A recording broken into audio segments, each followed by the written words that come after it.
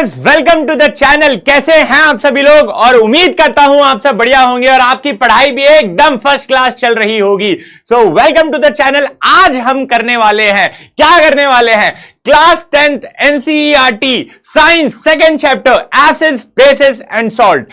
चाहे आपकी half yearly चल रही हो या फिर आपके पीटी स्टार्ट होने वाले हो, यह चैप्टर वहां पर हो सकता है। काफी इंपॉर्टेंट चैप्टर है और एक चीज की गारंटी मैं आपको दूंगा कि अगले 1-2 घंटे अगर आप मेरे साथ जुड़े रहे, इस चैप्टर को ध्यान से अपनी स्क्रीन पे देखते रहे, समझते रहे हर एक चीज को, तो यह चैप्टर की कोई भी चीज मिस नहीं होगी और कोई कंफ्यूजन नहीं होगा। तो चैप्टर स्टार्ट करने से पहले सबसे पहली चीज कमेंट सेक्शन में बताइए कि आपका जोश मीटर कैसा है, कम है, ज्यादा है, जो भी है एक बार बता दीजिए कमेंट सेक्शन में। और इस बात का दावा मैं दे सकता हूं कि चैप्टर के बाद तो हाई ही रहने वाला है। तो चलिए स्टार्ट करते हैं, बट उससे पहले चैनल को सब्सक्राइब कर दीजिएगा, क्योंकि ऐसे ही बहुत बेहतरीन कंटेंट, बहुत बेहतरीन वन शॉट्स चैनल पे आने वाले हैं। ना सिर्फ केमिस्ट्री के, बायोलॉजी के, एसएसटी के, मैथ्स के, हर एक सब्जेक्ट के, यानी कि क्लास 10th का वन स्टॉप सॉल्यूशन ये चैनल बनने वाला है। तो सब्सक्राइब करने के साथ साथ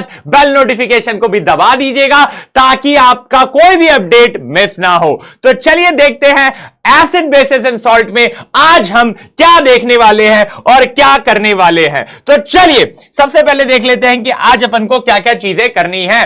सबसे पहली चीज हम जानेंगे कि एसिड्स क्या होता है, बेसिस क्या होता है, उसके बाद इंडिकेटर्स क्या होते हैं, इंडिकेटर्स के टाइप क्या होते हैं, नेचुरल इंडिकेटर्स में कौन से इंडिकेटर्स आते हैं, किस तरीके से एसिडिक सॉल्यूशन और बेसिक सॉल्यूशन में वो बिहेव करते हैं, सिंथेटिक इंडिकेटर्स क्या होता है, वो कैसे बिहेव करते हैं, एंड उसके बाद फिर हम देखेंगे एसिड की और बेसिस की केमिकल प्रॉपर्टीज को। देन फिर हम बात करेंगे एसिड और बेसिस किस तरीके से वाटर में बिहेव करते हैं और एसिड एंड बेसिस आपस में किस तरीके से रिएक्ट करते हैं, यानी कि न्यूट्रलाइजेशन रिएक्शन क्या होता है वो जानेंगे। उसके बाद पीएच के बारे में जानेंगे, क्या जरूरत पड़ गई एक और इंडिकेटर की उसके बारे में जानेंगे, उसके एप्लीकेशन के बारे में जानेंगे कि क्या एप्लीकेशन है एवरीडे लाइफ में, उसका इंपॉर्टेंस क्या है।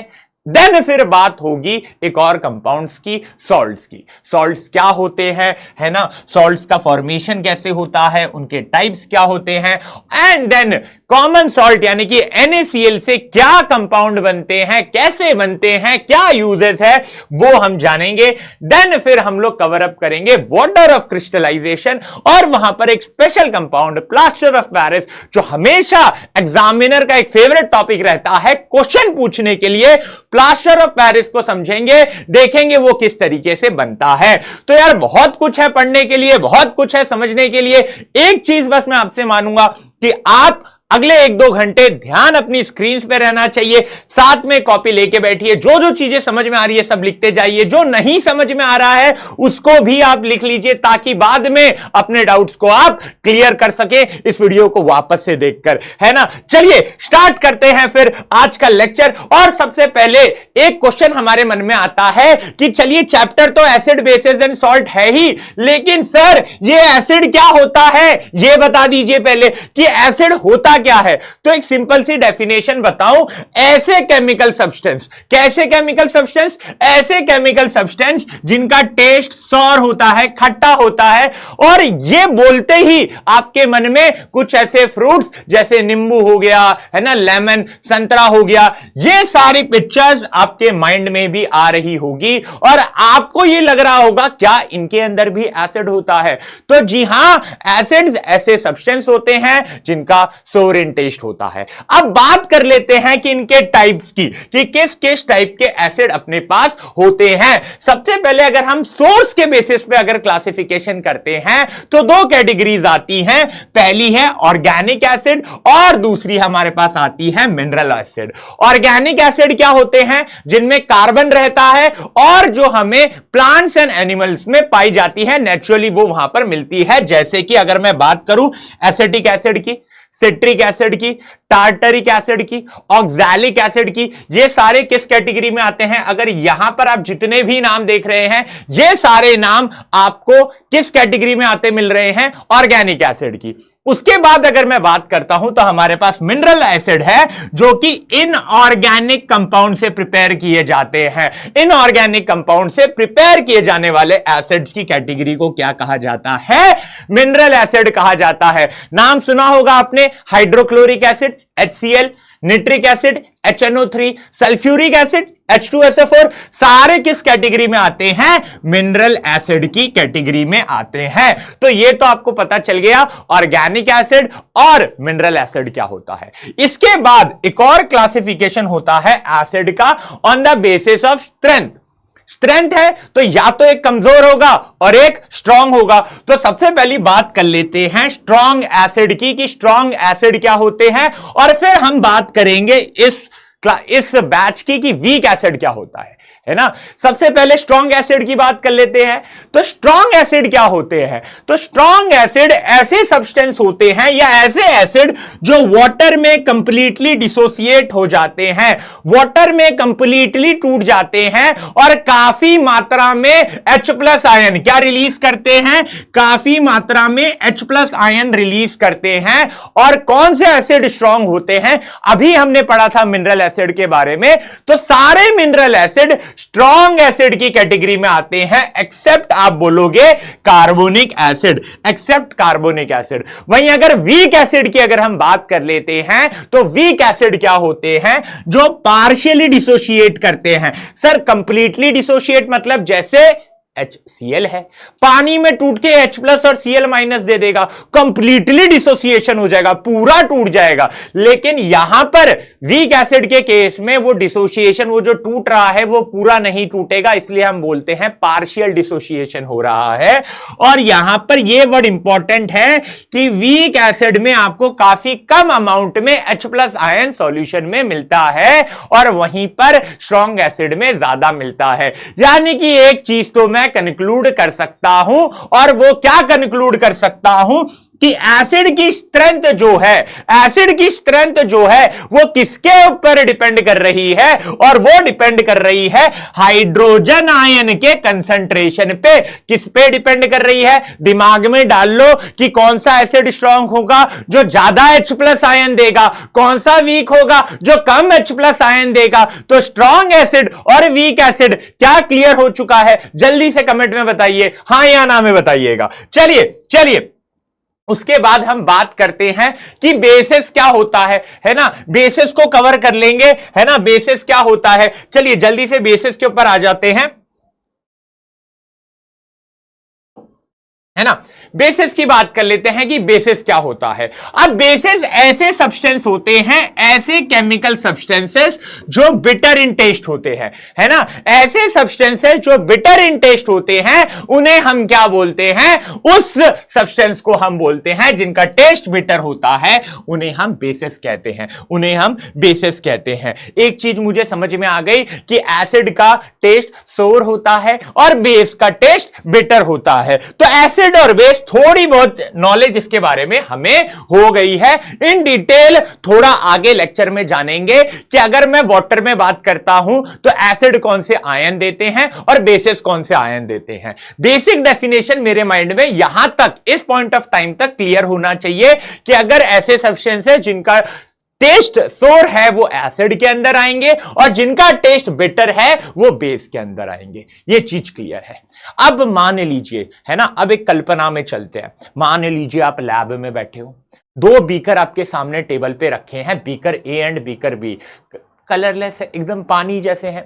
आप कैसे बता दोगे कि इस बीकर का और इस बीकर का नेचर क्या है? कौन सा एसिडिक है, कौन सा बेसिक है? आप कैसे बताओगे? हो सकता है न्यूट्रल भी हो, तो ये आपको कैसे पता चलेगा? ना देख के पता कर सकते हो, टेस्ट तो करने जाओगे नहीं। हमने पढ़ा कि इसका टेस्ट ऐसा होता है, इसका टेस्ट ऐसा होता है, लेकिन इट इज नॉट एडवाइजेबल कि हम उसे टेस्ट करके बताएं।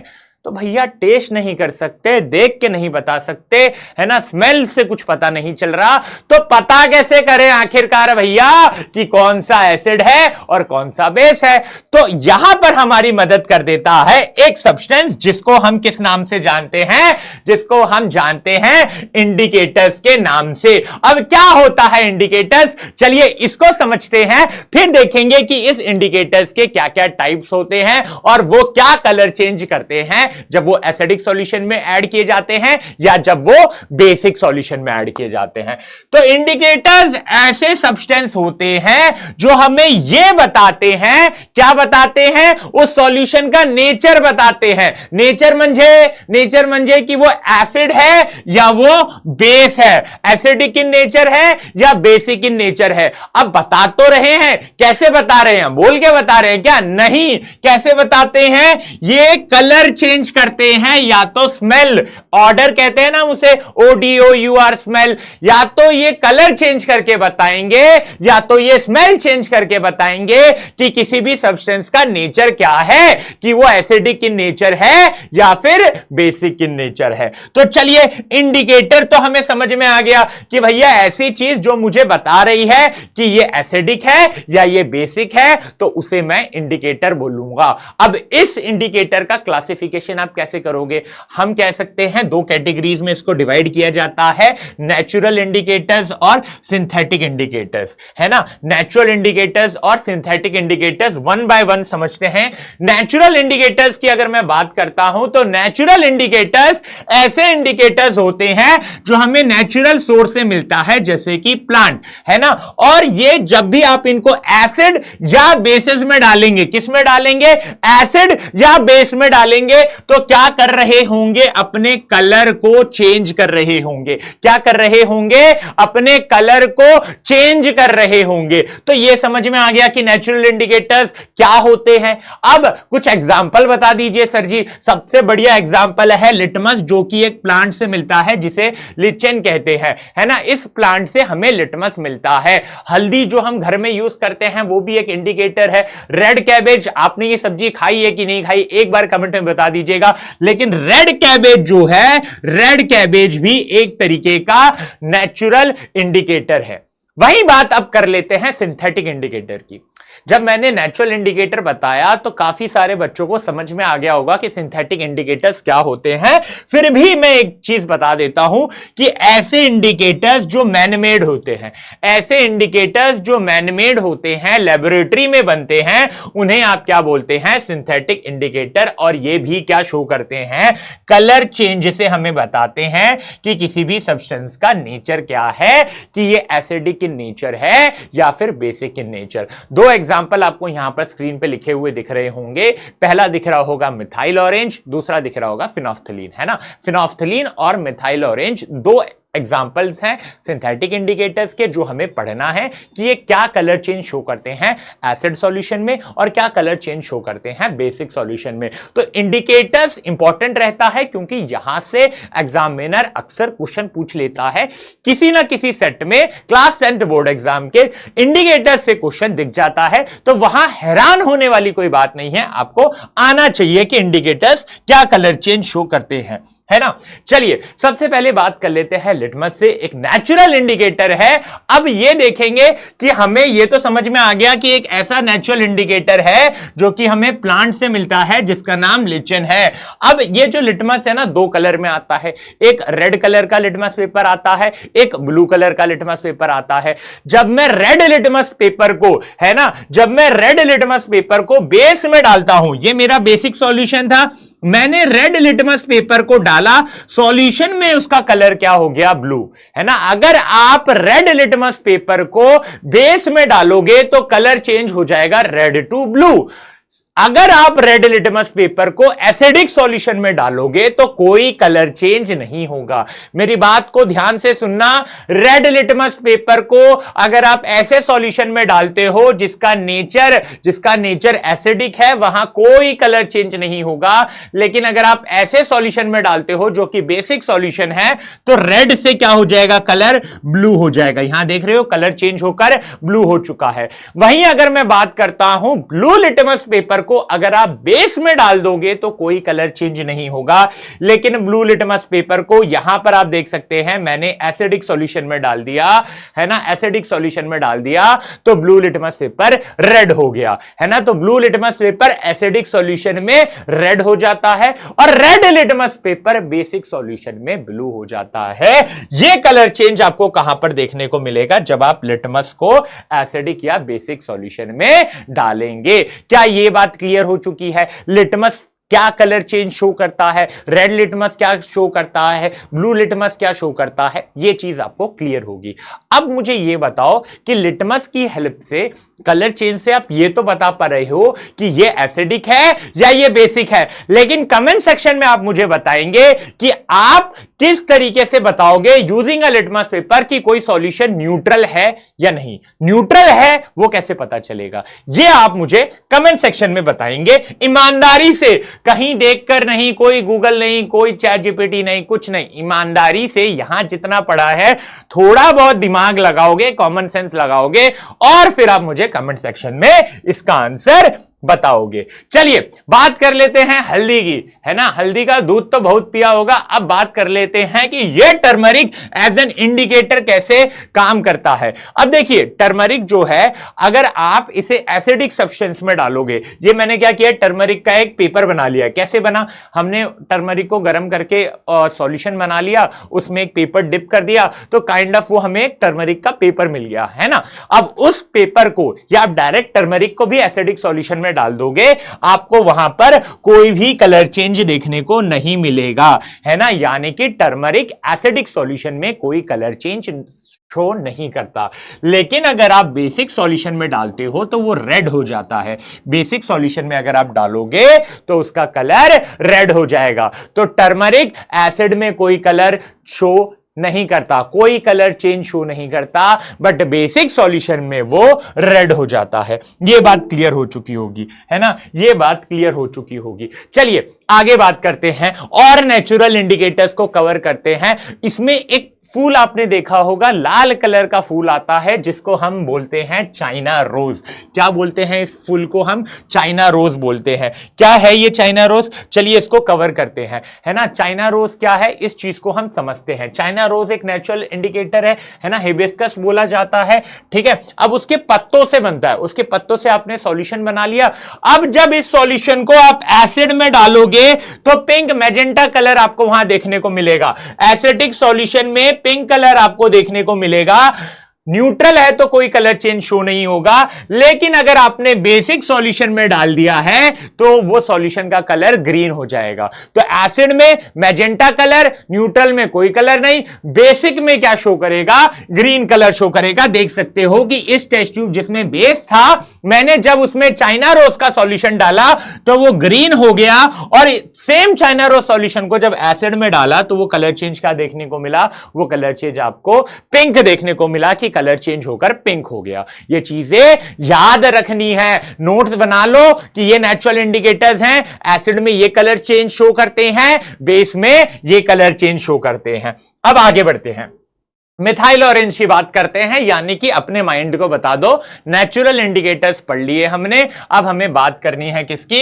अब हमें बात करनी है मिथाइल ऑरेंज की। किसकी बात करनी है? मिथाइल ऑरेंज की बात करनी है, जो कि एक सिंथेटिक इंडिकेटर होता है, बताता है किसी भी सॉल्यूशन का नेचर, क्योंकि इंडिकेटर है तो नेचर ही बताएगा एसिड है या बेस। अगर मैं एसिडिक सॉल्यूशन में बात करता हूं तो ये मिथाइल ऑरेंज रेड हो जाता है, वहीं अगर बेसिक सॉल्यूशन की बात करता हूं तो यही बेसिक सॉल्यूशन में ये मिथाइल ऑरेंज येलो हो जाता है, ऑरेंज कलर का होता है, तो न्यूट्रल सॉल्यूशन में ये ऑरेंज ही रहेगा।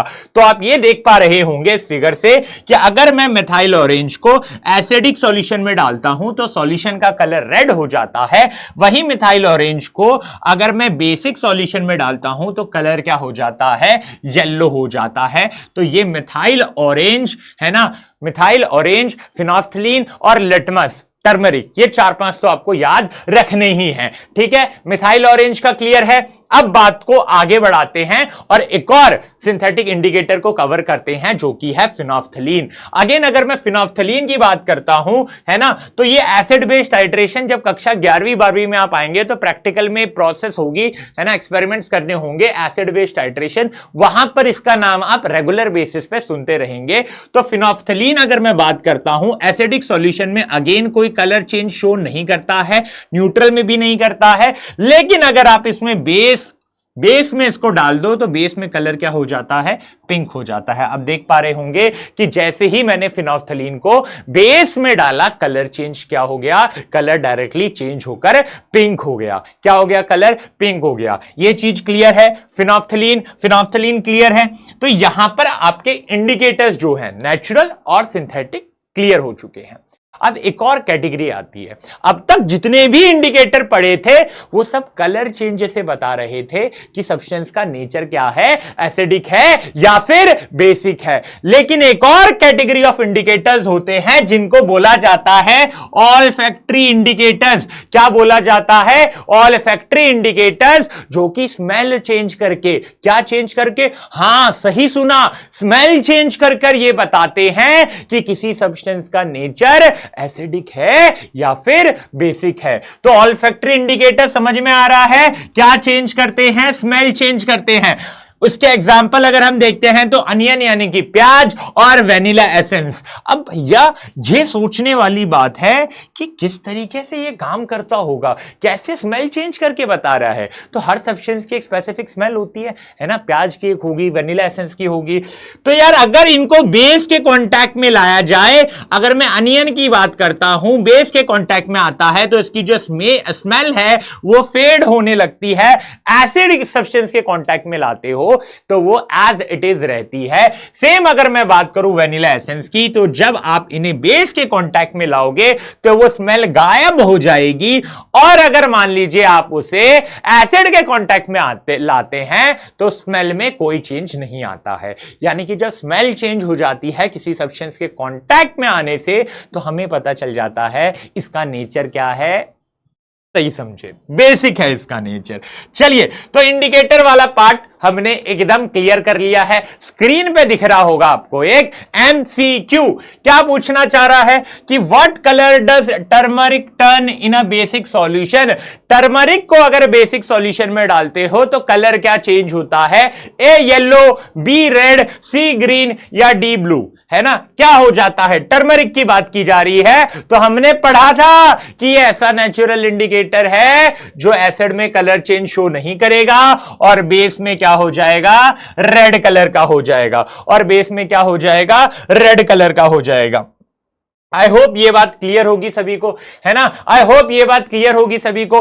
अब नेक्स्ट क्वेश्चन की तरफ बढ़ते हैं। देखिए, आप जब एमसीक्यूज देखते हैं, वीडियो को वहीं पे पॉज कीजिए, कमेंट सेक्शन में जाइए, अपना आंसर टाइप कीजिए, है ना, कि ये क्वेश्चन था, इसका ये आंसर है। फिर वीडियो को ऑन करके देखिए कि आपने आंसर सही दिया है या नहीं दिया है। और जितने क्वेश्चन हैं, हर क्वेश्चन 1 मार्क्स का मान के लास्ट में ईमानदारी से कमेंट सेक्शन में अपना स्कोर लिखना है कि आपको इतने में से इतने मिले। ईमानदारी पूरी होनी चाहिए। जो ईमानदारी से हर एक काम करेगा, क्लास 10th बोर्ड्स का जब रिजल्ट आएगा तो उसके नंबर भी अच्छे ही आएंगे, इस बात की तो गारंटी होती है। चलिए अब क्वेश्चन पे ध्यान दे देते हैं। क्वेश्चन क्या बोल रहा है कि कौन सा इंडिकेटर है जो एसिड में ये कलर शो करता है और बेसिक मीडियम में ये कलर शो करता है ना। अब ऑप्शन में है हमारे पास, ए क्या है, लिटमस, बी क्या है, फिनोल्फ्थलीन, सी क्या है, मिथाइल ऑरेंज और डी क्या है, टर्मरिक, है ना। ईमानदारी से बताना है कि भैया कौन सा इंडिकेटर एसिडिक मीडियम में रेड कलर देता है और बेसिक मीडियम में येलो कलर देता है। जल्दी से सोच लीजिए और मैं बताता हूं, इसका आंसर है मिथाइल ऑरेंज, जो कि एसिडिक सॉल्यूशन में रेड कलर देता है और बेसिक सॉल्यूशन में येलो देता है ना। वीडियो पॉज करके आंसर देना है, सुन के नहीं देना है, ईमानदारी से करोगे, है ना। ऐसा समझो कि कल ही बोर्ड एग्जाम देना है, ये माइंडसेट से अगर तैयारी होगी तो रिजल्ट तो आएगा ही, तो रिजल्ट तो आएगा ही। फिर आप आके बाद में इस वीडियो पे कमेंट करोगे कि सर आप सही कह रहे थे, है ना, आप कह रहे थे कि अगर ईमानदारी से करेंगे तो नंबर आएंगे, नंबर आएंगे। तो ये ईमानदारी आपको दिखानी है। चलिए, अब हमने इंडिकेटर्स पढ़ लिया है, हमने बेसिक नॉलेज गेन कर ली है एसिड के बारे में, बेस के बारे में। तो अब मुद्दा आगे बढ़ाएंगे और बात करेंगे केमिकल प्रॉपर्टीज। किसकी केमिकल प्रॉपर्टीज? एसिड की। तो इन केमिकल प्रॉपर्टीज में हम क्या पढ़ेंगे? मेनली दो तीन चीजें पढ़ेंगे कि एसिड का रिएक्शन कैसे होता है, एसिड किस तरीके से मेटल के साथ रिएक्ट करता है, एसिड किस तरीके से मेटल कार्बोनेट के साथ रिएक्ट करता है, या फिर मेटल हाइड्रोजन कार्बोनेट के साथ किस तरीके से रिएक्ट करता है, और हम जानेंगे कि मेटेलिक ऑक्साइड के साथ किस तरीके से रिएक्ट करता है। आगे बढ़ने से पहले मुझे आप ये बताओगे कि इस मेटेलिक ऑक्साइड का नेचर क्या होता है ना? इसके नेचर के बारे में आप मुझे अभी जाकर कमेंट सेक्शन में बता दीजिए कि क्या नेचर होता है। किसका नेचर? किसके नेचर की बात कर रहा हूं मैं? मेटेलिक ऑक्साइड के नेचर की बात कर रहा हूं। यह चीज क्लियर है? ठीक है, चलिए अब समझते हैं कि एसिड मेटल के साथ कैसे रिएक्ट करता है, मेटल कार्बोनेट के साथ, मेटल बाइकार्बोनेट के साथ और मेटेलिक ऑक्साइड के साथ क्या रिएक्ट करता है, क्या प्रोडक्ट बनाता है ना? अगर किसी प्रोडक्ट में हाइड्रोजन गैस रिलीज हो रहा है तो कंफर्मेशन कैसे करेंगे? मान लीजिए अगर CO2 गैस रिलीज हो रहा है तो उसका कंफर्मेशन कैसे करेंगे? काफी सारी चीजें हैं जो जानने वाली है और जो कि एग्जाम में आएगी, है ना? चलिए अगर बात कर लेते हैं सबसे पहली चीज की, तो वो ये है कि एसिड मेटल के साथ, एसिड की बात की गई है कि मेटल के साथ किस तरीके से ये रिएक्ट करने वाला है। और ये चीज हमेशा याद रखना कि जब भी मेटल एसिड के साथ रिएक्ट करेगा, या मैं ऐसा बोल लूं एसिड मेटल के साथ रिएक्ट करेगा, ये दोनों चीजें जब आपस में रिएक्ट करेंगी तो एक सॉल्ट बनेगा और एक हाइड्रोजन गैस बनेगा। अब एक चीज मैं आगे बढ़ने से पहले बता देता हूं कि यार मुझे ये तो पता चल गया कि एसिड जब भी मेटल के साथ रिएक्ट करेगा तो सॉल्ट और हाइड्रोजन गैस बनेगा, लेकिन मैं सॉल्ट का फॉर्मूला, केमिकल फॉर्मूला लिखूं कैसे? देखिए यहां पे ये क्या है? मेटल है, और ये क्या है? एसिड है। अब एसिड में हाइड्रोजन की जगह आपको मेटल रख देना है और आपका क्या बन गया? सॉल्ट बन गया। जैसे कि यहां पर H की जगह मैं जिंक रखूंगा, तो मुझे यह चीज समझ में आ गई कि जिंक और सल्फेट आयन के बीच में कंपाउंड बनने वाला है। जिंक की वैलेंसी भी 2 होती है, इसकी वैलेंसी भी 2 होती है। काटोगे तो 1-1 हो जाएगा, क्रॉस करोगे, 9th में पढ़ा था, क्रॉस करोगे तो फॉर्मूला क्या बन जाएगा? जिंक सल्फेट बन जाएगा। तो जब भी आपको सॉल्ट बनाना है, एक चीज दिमाग में रखनी है कि एसिड में से हाइड्रोजन को हटा के आपको मेटल को रखना है। क्रिस क्रॉस वाला मेथड यूज कर आप उसका केमिकल फॉर्मूला लिख सकते हो। तो यह चीज मुझे समझ में आ गई कि एसिड जब भी मेटल के साथ रिएक्ट करेगा, सॉल्ट मिलेगा और हाइड्रोजन गैस मुझे वहां पर मिल रहा होगा। जैसे कि एक एग्जांपल देखते हैं, जिंक मेटल है, वो सल्फ्यूरिक एसिड यानी कि H2SO4 के साथ रिएक्ट करता है, एक सॉल्ट बनता है, यहां पर सॉल्ट जिंक सल्फेट है, और क्या मिलता है आपको? H2 मिलता है, यानी कि हाइड्रोजन गैस मिलता है।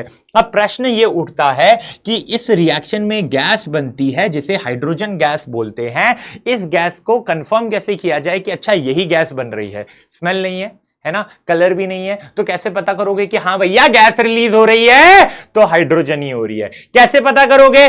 चलिए ये जान लेते हैं। एक सेटअप है हमारे पास, है ना, ये सेटअप में आपको यहां टेस्ट ट्यूब दिख रहा होगा। इस टेस्ट ट्यूब में एसिड है और आपने मेटल डाल दिया है। मेटल क्या है? जिंक ग्रेनुअल है, जिंक के दाने हैं। तो एसिड और मेटल का रिएक्शन होगा। यहां से देखिए जो भी गैस बनेगी, यहां से ऊपर ये रास्ता लेके इस बीकर में आएगी, जहां पर सोप सॉल्यूशन आपने ले रखा है, तो यहां पर बबल्स बनेंगे। और जब इस बबल के पास आप कोई इग्निशन सोर्स लेकर आओगे, आग वाली कोई चीज लेकर आओगे, तो ये क्या करेगी?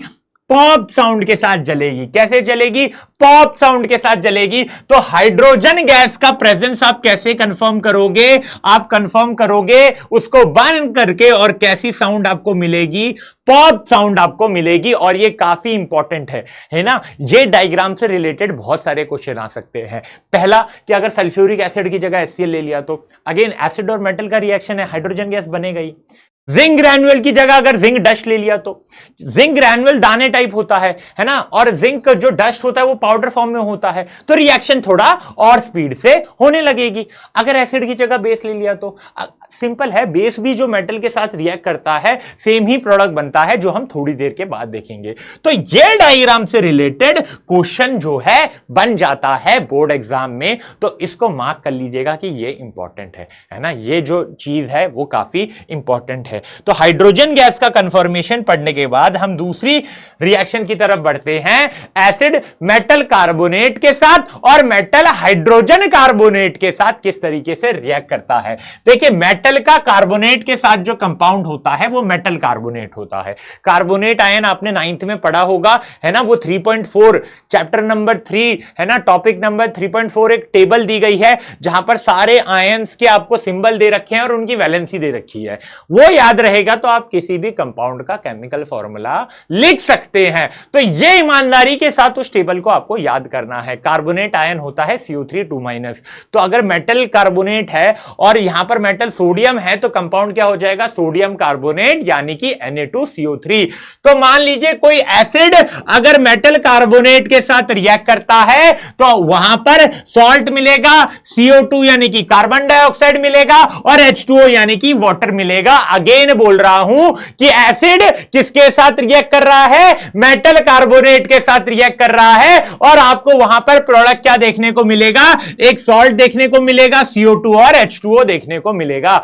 अगेन सॉल्ट आप कैसे बनाओगे, एसिड में हाइड्रोजन को आप किससे रिप्लेस कर दोगे, मेटल से रिप्लेस कर दोगे। ठीक है, चलिए एक एग्जांपल देख लेते हैं। सोडियम कार्बोनेट HCl के साथ रिएक्ट कर रहा है, सॉल्ट क्या बनेगा, HCl है, H की जगह Na आ जाएगा, दोनों की वैलेंसी 1 होती है, क्रिस क्रॉस करोगे NaCl मिलेगा, तो सॉल्ट हमारा हो गया सोडियम क्लोराइड। और फिर हमें क्या मिलेगा, CO2 यानी कि कार्बन डाइऑक्साइड, और साथ ही साथ हमें यहां पर H2O यानी कि वाटर फॉर्म होता हुआ भी मिल रहा होगा। ये तो हो गया भैया एसिड मेटल कार्बोनेट के साथ किस तरीके से रिएक्ट करता है। अब हम बात कर लेते हैं कि इनका रिएक्शन मेटल हाइड्रोजन कार्बोनेट के साथ किस तरीके से होता है ना। हाइड्रोजन कार्बोनेट आयन का सिंबल क्या है, HCO3-। अब मान लीजिए सोडियम हाइड्रोजन कार्बोनेट है, मेटल यहां पर सोडियम है, तो कंपाउंड क्या हो जाएगा, सोडियम हाइड्रोजन कार्बोनेट। फॉर्मूला क्या हो जाएगा, NaHCO3। तो अगर मेटल हाइड्रोजन कार्बोनेट एसिड के साथ रिएक्ट करता है, सेम ही प्रोडक्ट देखने को मिलेगा जो हमें एसिड और मेटल कार्बोनेट वाले केस में मिल रहा था। हमें सॉल्ट मिलेगा, हमें CO2 मिलेगा और हमें वाटर मिलेगा। मान लीजिए हम मान लेते हैं कि सोडियम हाइड्रोजन कार्बोनेट, कौन, सोडियम हाइड्रोजन कार्बोनेट, एसिड कौन सा ले लिया, HCl ले लिया, तो सॉल्ट बनेगा। अब तक तो मेमोरी में शिफ्ट हो गया होगा कि अगर एसिड HCl है और यहां पर मेटल कौन सा है, सोडियम है, सोडियम हाइड्रोजन कंपाउंड है, उसमें मेटल सोडियम है, तो सॉल्ट क्या मिलेगा, NaCl मिलेगा, और साथ में क्या बन रहा होगा, CO2 और H2O। अगेन यहां पर जानने वाली यह बात है कि दोनों ही कैटेगरीज में एक गैस रिलीज हो रही है, सिंबल से पता चल रहा होगा, और उस गैस का नाम क्या है, उस गैस का नाम क्या है, उस गैस का नाम CO2 है। क्या नाम है उस गैस का, CO2 है। अगेन सवाल यही उठता है, प्रश्न यही रहेगा कि मुझे कैसे पता चलेगा कि ये जो गैस रिलीज हो रही है ये CO2 है, यानी कि इसका कंफर्मेटरी टेस्ट क्या रहने वाला है। तो चलिए उस बात पे ध्यान दे देते हैं कि अगर मुझे कंफर्म करना है कि जो गैस रिएक्शन में रिलीज हो रही है वो CO2 है, तो मैं किस तरीके से करूंगा। तो अगर आपको कार्बन डाइऑक्साइड का प्रेजेंस जो है इसे कंफर्म करना है, तो आपको इसे लाइम वाटर से पास कराना होगा, और ये लाइम वाटर को मिल्की कर देगा। लाइम वाटर यानी कि कैल्शियम हाइड्रोक्साइड, क्या होता है, कैल्शियम हाइड्रोक्साइड यानी कि CaOH होल ट्वाइस। तो कैल्शियम हाइड्रोक्साइड से जब आप CO2 पास कराते हो तो आपको क्या मिलता है, कैल्शियम कार्बोनेट और वाटर मिलता है, जिसके कारण वो सॉल्यूशन मिल्की हो जाता है। और कमेंट सेक्शन में आप मुझे ये बताओगे कि सॉल्यूशन मिल्की तो हो गया, लेकिन अगर मैं CO2 एक्सेस में पास करा रहा हूं तो क्या कंपाउंड फॉर्म होगा और वहां पर क्या चेंज ऑब्जर्व करने को मिलेगा। मेरी बात को ध्यान से एक और बार सुन लीजिए कि कैल्शियम कार्बोनेट लाइम वाटर से आपने क्या पास कराया, CO2 पास कराया, तो आपको कैल्शियम कार्बोनेट मिला और H2O मिला। अगर आप एक्सेस में वहां पर CO2 पास कराएंगे तो क्या चेंज आपको ऑब्जर्व करने को मिलेगा। सेम चीज आपको यहां पर भी दिखाई गई है कि देखिए एक रिएक्शन हुआ HCl का एसिड का मेटल कार्बोनेट के साथ, गैस निकली, ये गैस यहां से इस टेस्ट ट्यूब में आई जिसमें हमने कैल्शियम हाइड्रोक्साइड ले रखा था, तो उसके बाद आपको वहां पर मिल्की, वो सॉल्यूशन मिल्की होता हुआ दिखेगा, दूध जैसा होता हुआ दिखेगा। तो ये चीज तो समझ में आ गई। और मैंने जो क्वेश्चन पूछा है उस क्वेश्चन का आंसर मुझे कमेंट सेक्शन में चाहिए। बहुत सारे काम दे रहा हूं, बहुत सारे काम दे रहा हूं जो आपको करने हैं, और वो सारे काम करोगे तो यार ये चीज तो तय है कि ये चैप्टर की कोई चीज मिस नहीं होने वाली है। आप बाद में एनसीईआरटी की रीडिंग लगाओगे ना तो वो एनसीईआरटी की फील आ रही होगी, हर वर्ड समझ में आ रहा होगा, हर इंटेक्स सॉल्व हो रहा होगा, हर बैक एक्सरसाइज सॉल्व हो रही होगी, तो आपको लगेगा कि यार पढ़ा तो अच्छे से है, बस इसको रिवाइज करते रहना है। तो ये चैप्टर तो मेरा सॉर्टेड है। चलिए कंफर्मेशन देख लिया, किस गैस का कंफर्मेशन देख लिया हमने, यहां पर कार्बन डाइऑक्साइड गैस का कंफर्मेशन देख लिया। किस गैस का कंफर्मेशन देख लिया? कार्बन डाइऑक्साइड गैस का कंफर्मेशन हमने यहां पर देख लिया है। अब हम बात करते हैं कि एसिड जो है वो मेटेलिक ऑक्साइड, यानी कि मेटल का जो ऑक्सीजन के साथ कंपाउंड होता है। क्या क्या क्या सर, क्या बोला, वापस से रिपीट करो, वापस से रिपीट करो। यार मेटल जब ऑक्सीजन के साथ रिएक्ट करके जो कंपाउंड बनाते हैं उसे मेटेलिक ऑक्साइड बोलते हैं, है ना। मेटल ऑक्सीजन के साथ रिएक्ट करके जो कंपाउंड बनाते हैं उसे मेटेलिक ऑक्साइड बोलते हैं। फर्स्ट चैप्टर में आपने देखा होगा मैग्नीशियम जो कि एक मेटल था, ऑक्सीजन के साथ रिएक्ट कर रहा था, मैग्नीशियम ऑक्साइड बना रहा था, वो भी एक मेटेलिक ऑक्साइड है ना। और ये चीज अब आपको पता हो चुकी होगी कि ये जो मेटेलिक ऑक्साइड है इसका नेचर क्या है, तो इनका नेचर होता है बेसिक। इनका नेचर कैसा होता है? बेसिक होता है। Metallic oxide basic in nature होते हैं। इनमें से कुछ एम्फोटेरिक भी होते हैं। एम्फोटेरिक क्या होता है वो हम थर्ड चैप्टर वाली वीडियो में इन डिटेल कवर अप करेंगे। तब तक क्यूरियोसिटी मन में रहनी चाहिए कि भैया एम्फोटेरिक क्या होता है ना। तो चलिए, मेटेलिक ऑक्साइड जो कि बेसिक इन नेचर के थे, ये एसिड के साथ रिएक्ट कर रहा है, यानी कि काइंड ऑफ एसिड बेस का रिएक्शन हो गया। आगे भी देखेंगे, अभी भी देख लेते हैं कि जब एसिड और बेस रिएक्ट करते हैं तो वहां पर हमेशा प्रोडक्ट आपको सॉल्ट देखने को मिलेगा, और सॉल्ट के साथ आपको क्या देखने को मिलेगा? हाइड्रोजन गैस देखने को नहीं मिलेगा। जब भी एसिड रिएक्ट करता है किसके साथ? बेस के साथ, तो आपको सॉल्ट एंड वाटर देखने को मिलता है। क्या देखने को मिलता है? सॉल्ट एंड वाटर देखने को मिलता है। तो यहां पर अगर मैं बात कर लेता हूं CuO कॉपर ऑक्साइड जो कि एक मेटेलिक ऑक्साइड है ना, ब्लैक कलर का होता है। ये जब एसिड के साथ रिएक्ट करेगा तो आपको यहां पर एक सॉल्ट देखने को मिलेगा। उस सॉल्ट का कलर क्या है? ब्लू ग्रीन कलर का सॉल्ट है ना, कॉपर क्लोराइड, है ना, कॉपर क्लोराइड। और साथ ही साथ आपको यहां पर H2O मिलेगा, और साथ ही साथ यहां पर आपको क्या मिलेगा? H2O मिलेगा। क्या यह बात क्लियर हो गई कि जब भी एसिड और बेस का रिएक्शन होगा तो आपको क्या मिल रहा होगा? प्रोडक्ट में सॉल्ट एंड वाटर मिल रहा होगा। जैसे यहां पर कॉपर ऑक्साइड का HCl के साथ रिएक्शन हुआ तो सॉल्ट आपको क्या मिला? CuCl2, और साथ ही साथ आपको यहां पर वाटर मिला।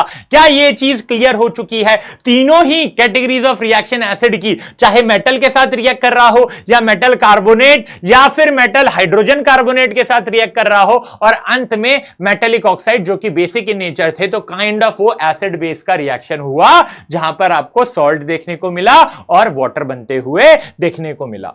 अब तक ये चीज तो क्लियर हो गई होगी ना कि सॉल्ट को किस तरीके से उसका केमिकल फॉर्मूला लिखेंगे। ये चीज सॉर्टेड होनी चाहिए। नहीं हो रही है, कुछ क्वेश्चंस की प्रैक्टिस करो कि केमिकल फॉर्मूला कैसे लिखते हैं।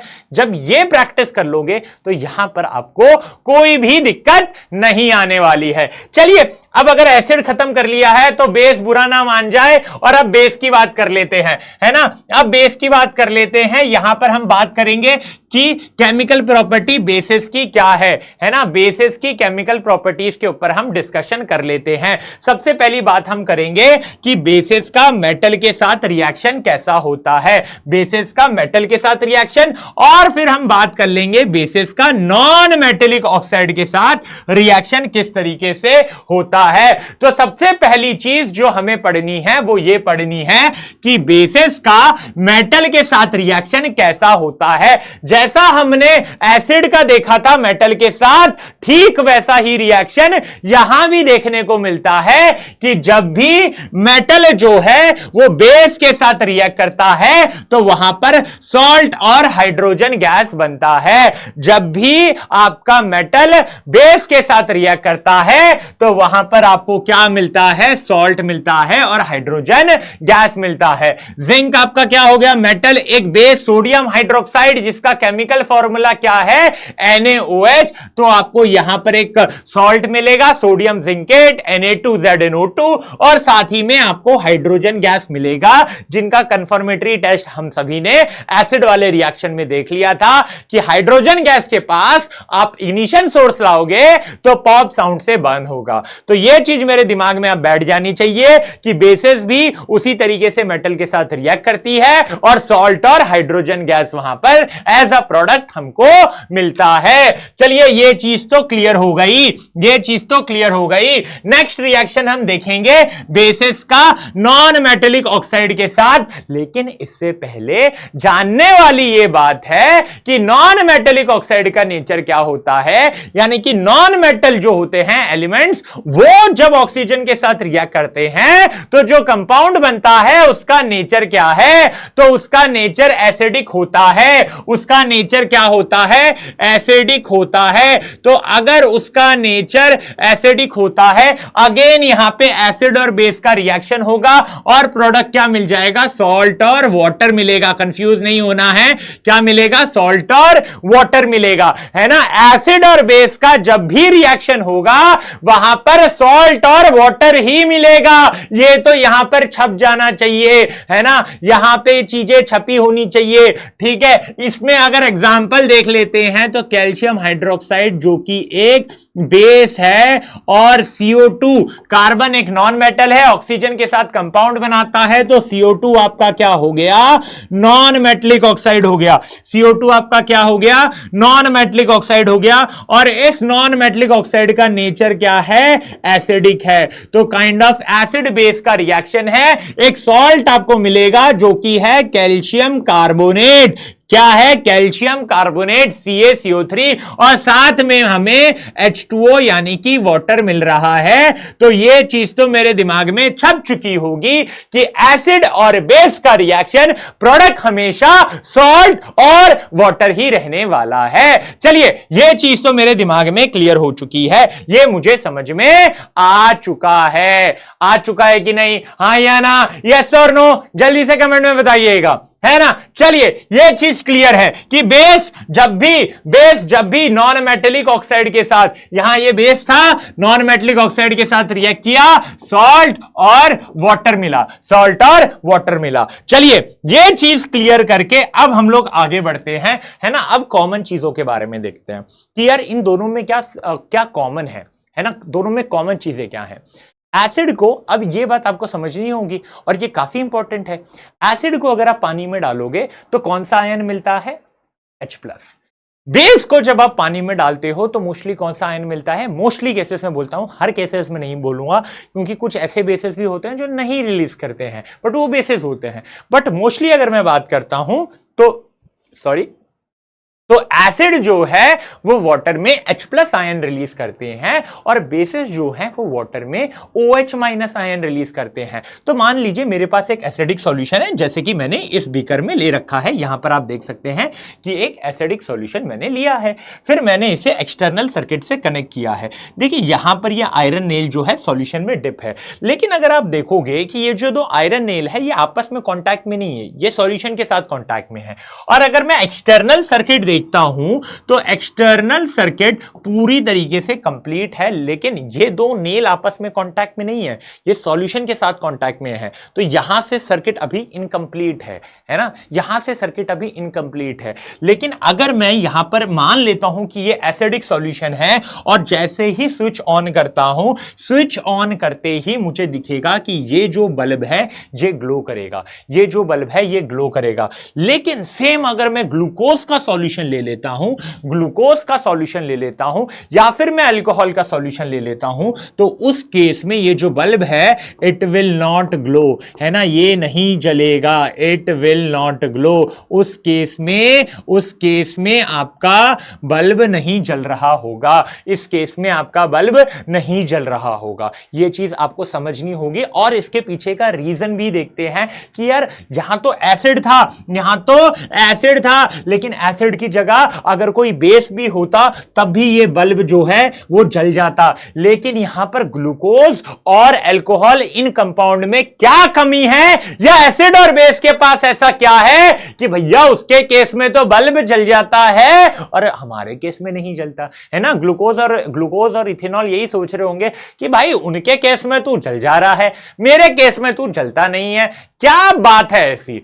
तो ये चीज तो मुझे समझ में आ गई कि acid and bases aqueous solution यानी कि पानी में आयन प्रोड्यूस करते हैं, है ना। एसिड H+ आयन देता है, बेस OH- आयन देता है, और ये आयन इलेक्ट्रिसिटी कंडक्ट करने में हेल्प करते हैं। तो जो यहां पर सॉल्यूशन में ये जो दो आयरन नेल्स थे ये कांटेक्ट में नहीं थे, है ना, ये कांटेक्ट में नहीं थे, लेकिन वो आयन था सॉल्यूशन में जो इलेक्ट्रिसिटी को कंडक्ट कर रहा था और जो सर्किट है उसको कंप्लीट कर रहा था। एसिड डिसोशिएट होते हैं, जैसे HCl है तो H+ आयन और Cl- आयन में टूटेगा। कोई बेस ले लो, NaOH ले लो, Na+OH- आयन में टूटेगा। तो ये आयंस क्या करते हैं, ये चार्ज कैरियर की तरह एक्ट करते हैं, और जहां पर भी कोई भी सॉल्यूशन हो अगर वहां पर आयन है तो वो इलेक्ट्रिसिटी कंडक्ट करेगा। लेकिन भैया ग्लूकोज हो गया, इथेनॉल हो गया, ना टूटे आयन में, ना हो वहां पर आयन, ना कंडक्ट हो वहां पर इलेक्ट्रिसिटी, तो उस केस में आपका बल्ब ग्लो नहीं होता है, चाहे आप स्विच चालू भी क्यों ना कर लो। तो मुझे यह चीज तो समझ में आ गई कौन सा सॉल्यूशन इलेक्ट्रिसिटी कंडक्ट करेगा और कौन सा नहीं करेगा, है ना। और उसके पीछे रीजन क्या है, आयंस का प्रोडक्शन। एसिड और बेस सॉल्यूशन में आयन प्रोड्यूस करते हैं, ऐसे कंपाउंड नहीं करते हैं। चलिए ये चीज तो क्लियर हो गई, ये चीज तो क्लियर हो गई कि यार कौन इलेक्ट्रिसिटी प्रोड्यूस कर रहा है, कौन नहीं कर रहा है। अब एक और एक्सपेरिमेंट देखते हैं, है ना, एक और एक्सपेरिमेंट देखते हैं जिससे हम ये समझेंगे कि एसिड का एसिडिक कैरेक्टर और बेस का बेसिक कैरेक्टर किसके कारण होता है। एसिड का एग्जांपल लेकर समझते हैं, है ना, बढ़िया एग्जांपल है, यहां देखकर मजा आएगा आपको।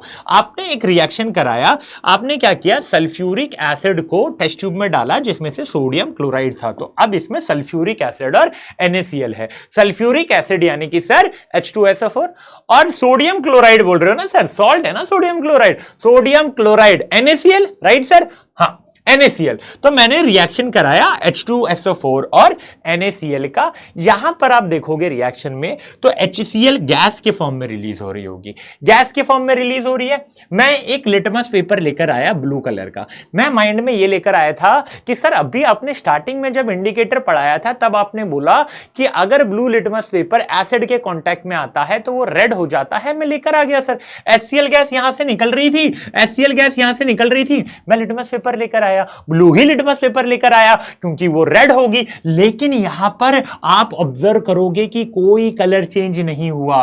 क्यों नहीं हुआ सर, वो HCl गैस थी। क्या कर रहे हो सर, भूल गए सर, वो HCl गैस थी। और ये जो लिटमस पेपर है आपने देखो यहां पर लिखा है ना, ड्राई लिटमस पेपर है, ये ड्राई लिटमस पेपर है और गैस भी ड्राई है। तो जब HCl गैस कांटेक्ट में आ रही है तो वहां पर कोई आयन प्रोड्यूस नहीं हो रहा, no ions is being produced, no ions is being produce, यहां पर कोई भी आयन प्रोड्यूस नहीं हो रहा है, कोई भी आयन प्रोड्यूस नहीं हो रहा है। बोला चलिए अब कुछ अलग करते हैं, है ना। जब घी टेढ़ी उंगली से ना सीधी उंगली से ना निकले तो उंगली टेढ़ी करनी पड़ती है, तो हम टेढ़ी कर लेते हैं। हमने क्या किया, लिटमस पेपर को पानी में डुबो दिया, मॉइस्ट लिटमस पेपर हम लेकर आए, जैसे ही गैस के पास लेकर आए ब्लू लिटमस पेपर क्या हो गया, रेड हो गया।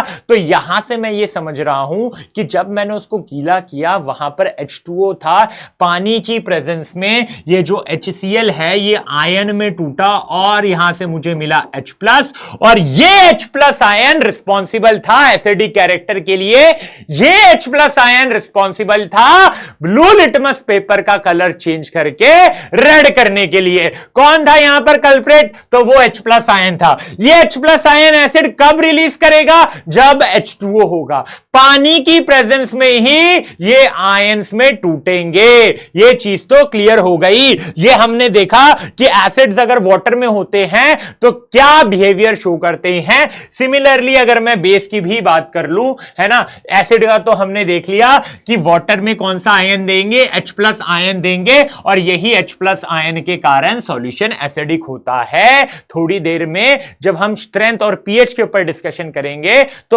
और डिटेल में दिमाग में यहां पर छप रहा होगा।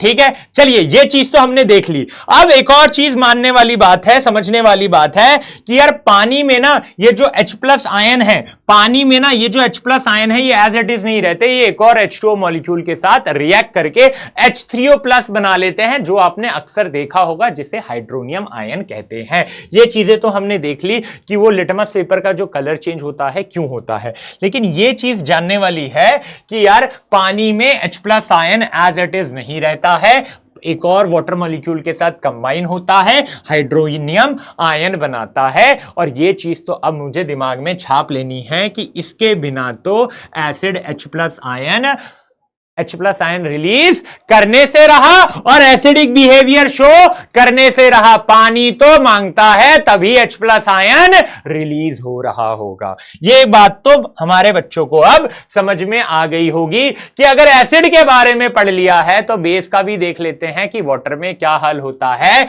तो बेसेस भी हैं, वो कौन सा नेचर शो करते हैं, बेसिक नेचर शो करते हैं, और ये बेसिक नेचर वाटर में ही रहेगा, क्योंकि बेसेस को जब आप वाटर में डिसॉल्व करते हो तो ये डिसोशिएट हो जाते हैं, टूट जाते हैं, आयन में टूटते हैं। कौन सा आयन होता है, OH- आयन होता है। किसके लिए रिस्पॉन्सिबल होता है, बेसिक बिहेवियर के लिए रिस्पॉन्सिबल होता है OH-। मान लो एक बेस है NaOH, पानी में टूट के क्या आयन देगा, Na+ और OH- आयन। ये OH- आयन है ना, ये जो आयन है ये बेसिक प्रॉपर्टी के लिए तो रिस्पॉन्सिबल है ही, जो इलेक्ट्रिसिटी कंडक्ट कर रहा था उसके लिए भी यही आयंस रिस्पॉन्सिबल है ना। इलेक्ट्रिसिटी कंडक्ट करने के लिए तो आयंस रिस्पॉन्सिबल होते हैं। और एसिडिक कैरेक्टर किस आयन की वजह से होता है, H+। बेसिक किस आयन की वजह से होता है, OH-। चलिए तो अब आगे बढ़ते हैं, मुद्दों को आगे बढ़ाते हैं। अब न्यूट्रलाइजेशन रिएक्शन, भैया बच्चों को तो पता चल गया होगा सर एसिड बेस का रिएक्शन है, हमें पता, आपने बस नाम अभी दे दिया न्यूट्रलाइजेशन। काम तो हमने पहले ही देख लिया कि एसिड और बेस रिएक्ट करते हैं तो सॉल्ट और वाटर बनता है। हमने 2 बार देखा था पीछे, एसिड और बेस जब भी रिएक्ट करते हैं सॉल्ट और वाटर मिलता है, HCl NaOH के साथ रिएक्ट करेगा तो NaCl सोडियम क्लोराइड नामक सॉल्ट बन रहा होगा, और साथ ही साथ हमें H2O यानी कि पानी मिल रहा होगा। सर जी ये चीज तो समझ में आ गई कि एसिड और बेस का रिएक्शन सॉल्ट एंड वाटर बन रहा होगा। अब मुझे आप कमेंट सेक्शन में एक चीज बताओगे, एक्सोथर्मिक की कैटेगरी में आएगा या फिर एंडोथर्मिक की उस कैटेगरी में ये आ रहा होगा, है ना। चलिए अब सिंपल सी बात है, एसिड और बेस रिएक्ट कर रहे होंगे तो एसिड में H+ आयन और बेस में OH- आयन सिंपली ये रिएक्ट करके वाटर बना रहे होंगे, है ना। H plus ion OH minus ion के साथ कंबाइन होंगे, H प्लस एसिड से आता है, OH माइनस बेस से आता है और आपको पानी मिल जाता है ना। सॉल्ट तो बन ही जाएगा, सॉल्ट तो बन ही जाएगा, साथ ही साथ पानी मिल रहा होगा, है ना। चलिए अब एक चीज देखते हैं, आपने ये नाम सुना होगा डाइल्यूट एसिड। डाइल्यूट एसिड, है ना। क्या होता है डाइल्यूट एसिड यार? जब आप डाइल्यूशन भी सुना होगा आपने, है ना। डाइल्यूशन और डाइल्यूट एसिड को समझ लेते हैं। जब आपने एसिड में वाटर का कंसंट्रेशन बढ़ा दिया तो उस प्रोसेस को जब आप पानी मिला रहे हो उसे डाइल्यूशन कहते हैं, और फिर जो रिजल्ट आपको रिजल्टेंट मिला उसे आप डाइल्यूट एसिड कहते हैं, जिसमें पानी का कंसंट्रेशन बढ़ जाता है। तो जब आप पानी मिलाते हो एसिड में तो होता क्या है, पहले से H प्लस आयन तो उतना ही है, आपने पानी ऐड कर दिया तो टोटल वॉल्यूम में जो H प्लस आयन है अब तो वो कम हो गया ना। पहले मान लो 5 थे, है ना, पहले वॉल्यूम 1 लीटर था, 5 H प्लस आयन थे। सिर्फ मानने के लिए बोल रहा हूं, 1 लीटर में 5 H प्लस आयन थे, आपने 1 लीटर पानी और डाल दिया, बट अब टोटल वॉल्यूम 2 लीटर हो गया और आयन 5 ही है। तो पर यूनिट वॉल्यूम में हाइड्रोजन आयन की कंसेंट्रेशन डिक्रीज हो जाती है जब आप डाइल्यूशन करते हो, यानी कि पानी ऐड करते हो। ये चीज क्लियर हो गया भैया। अब ये जो पानी की मिक्सिंग होती है ना, दो होता है, दो तरीके हैं, एसिड को पानी में डाल दो या फिर पानी को एसिड में डाल दो, है ना। तो हम जब भी एसिड और वाटर को रिलीज करते हैं, क्योंकि वहां पर बहुत ज्यादा हीट रिलीज होती है, और ये तो आपको पता होगा ऐसे प्रोसेसेस को एक्सोथर्मिक बोलते हैं, तो हम हमेशा क्या करते हैं, हम एसिड को पानी में डालते हैं। अगर हमने पानी को एसिड में डाल दिया, अगर हमने पानी को एसिड डाल दिया, पानी को एसिड में डाल दिया तो स्प्लैशेस उड़ेंगे, ओ भैया जल जाएगा, ओ जल जाएगा, बहुत जल जाएगा। तो कभी भी आपने क्या नहीं करना, पानी को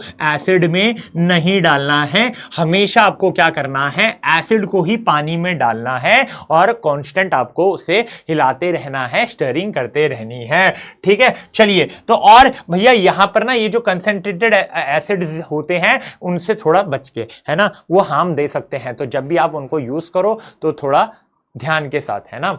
आपके पास टेस्ट ट्यूब होल्डर होता है, उससे पूरा ऐसे यूज करना है, हाथ को अपनी बॉडी से दूर, है ना, और टेस्ट ट्यूब का माउथ भी अपने से दूर, ठीक है। ये मैं तब बता रहा हूं जब कभी आप लैब में चले गए, लैब में जब जाते हो तो ये सारी चीजें ध्यान देने वाली होती है, क्योंकि लैब में आपकी हरकतें आपको कुछ करने पे मजबूर कर देगी, आपके साथ कुछ दुर्घटना होने पे वहां पर हो सकता है। तो लैब में ध्यान से, है ना। चलिए आगे बात करते हैं। आपकी सेफ्टी आपके हाथ में है जब आप केमिस्ट्री लैब में होते हो।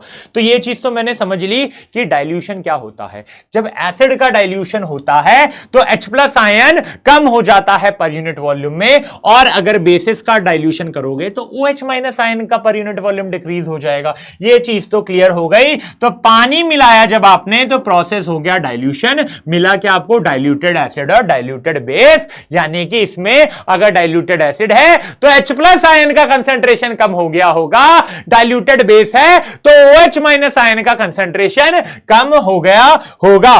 चलिए अब मुद्दे को आगे बढ़ाते हैं, है ना। कुछ क्वेश्चंस है यहां पर, कुछ क्वेश्चंस है यहां पर, पहले इन क्वेश्चंस को कर लेते हैं, ठीक है। पहला क्वेश्चन क्या बोल रहा है कि यार हाइड्रोजन गैस क्या कंफर्म कर रहा होगा, which of the following confirm the presence of hydrogen gas. क्या ये लाइम वाटर को मिल्की कर देता है? हाइड्रोजन गैस की बात चल रही है, लाइम वाटर को मिल्की कर देता है क्या, या फिर पॉप साउंड देता है बर्निंग में, या ब्लू लिटमस को रेड कर देता है, या फिर एक व्हाइट प्रेसिपिटेट बनाता है। होशियार बच्चा समझ चुका होगा, हाइड्रोजन गैस पॉप साउंड के साथ बर्न होता है। करेक्ट आंसर होगा ऑप्शन बी। ईमानदारी से ही करना है, पॉज लेकर आंसर पहले कमेंट करना है, फिर ही आगे वीडियो आपने बढ़ानी है। नेक्स्ट क्वेश्चन की अगर मैं बात करता हूं कि एसिड अगर मेटल कार्बोनेट के साथ रिएक्ट करते हैं तो प्रोडक्ट में क्या मिलता है, salt and water, salt and hydrogen, salt water या CO2, सॉल्ट ऑक्सीजन या वाटर, क्या मिलता है? एसिड का किसके साथ है, मेटल कार्बोनेट, मेटल कार्बोनेट, तो क्या मिल रहा होगा, क्या मिल रहा होगा, पॉज करो, बताओ कमेंट में बताओ, है ना। अब सॉल्ट जब भी, सॉरी एसिड जब भी मेटल कार्बोनेट के साथ रिएक्ट करता है तो सॉल्ट मिलता है, वाटर मिलता है, CO2 मिलता है। तो भैया ये देख रहे हो, ये ऑप्शन सी ये आपका करेक्ट आंसर हो जाएगा, ये आपका करेक्ट आंसर हो जाएगा। चलिए अब बात को आगे बढ़ाते हैं, नेक्स्ट क्वेश्चन देखते हैं कि क्या होगा जब एसिड मेटल ऑक्साइड के साथ रिएक्ट कर रहा होगा। एसिड मेटल ऑक्साइड के साथ तो क्या बन रहा होगा, salt hydrogen, salt water, salt CO2 या खाली सॉल्ट। क्या है एसिड और मेटल ऑक्साइड का नेचर बेसिक। एसिड बेस क्या बनेगा, salt and water. Option B. चलिए आगे बात करेंगे। अब बात होगी किसके ऊपर, पीएच के ऊपर। किसके ऊपर बात होगी, पीएच के ऊपर बात होगी। अब यहां पर ना दो चीजें होती हैं जो हमें समझने वाली हैं, एक होता है पीएच पेपर और एक होता है पीएच स्केल। लेकिन यार ये यूज ही क्यों कर रहे हो, है ना मेरे पास लिटमस, बता तो रहा है कौन एसिडिक है कौन बेसिक है। बट लिटमस की लिमिटेशन होती है क्या, कि अगर दो बीकर आपके पास है तो लिटमस कभी नहीं बता पाएगा कि अगर इनमें दोनों एसिड है तो कौन ज्यादा एसिडिक है कौन कम एसिडिक है, या अगर दोनों बेसिक है तो लिटमस नहीं बता पाएगा कौन ज्यादा बेसिक है और कौन कम बेसिक है। तो यहां पर रोल आता है पीएच का। पीएच पेपर होता है येलो कलर का, किसी सॉल्यूशन में आप उसको डिप करोगे तो एक कलर चेंज होगा। आपके पास एक पीएच टेबल रहेगी, मार्किंग होती है 0 से 14, हर नंबर एक कलर को रिप्रेजेंट करता है।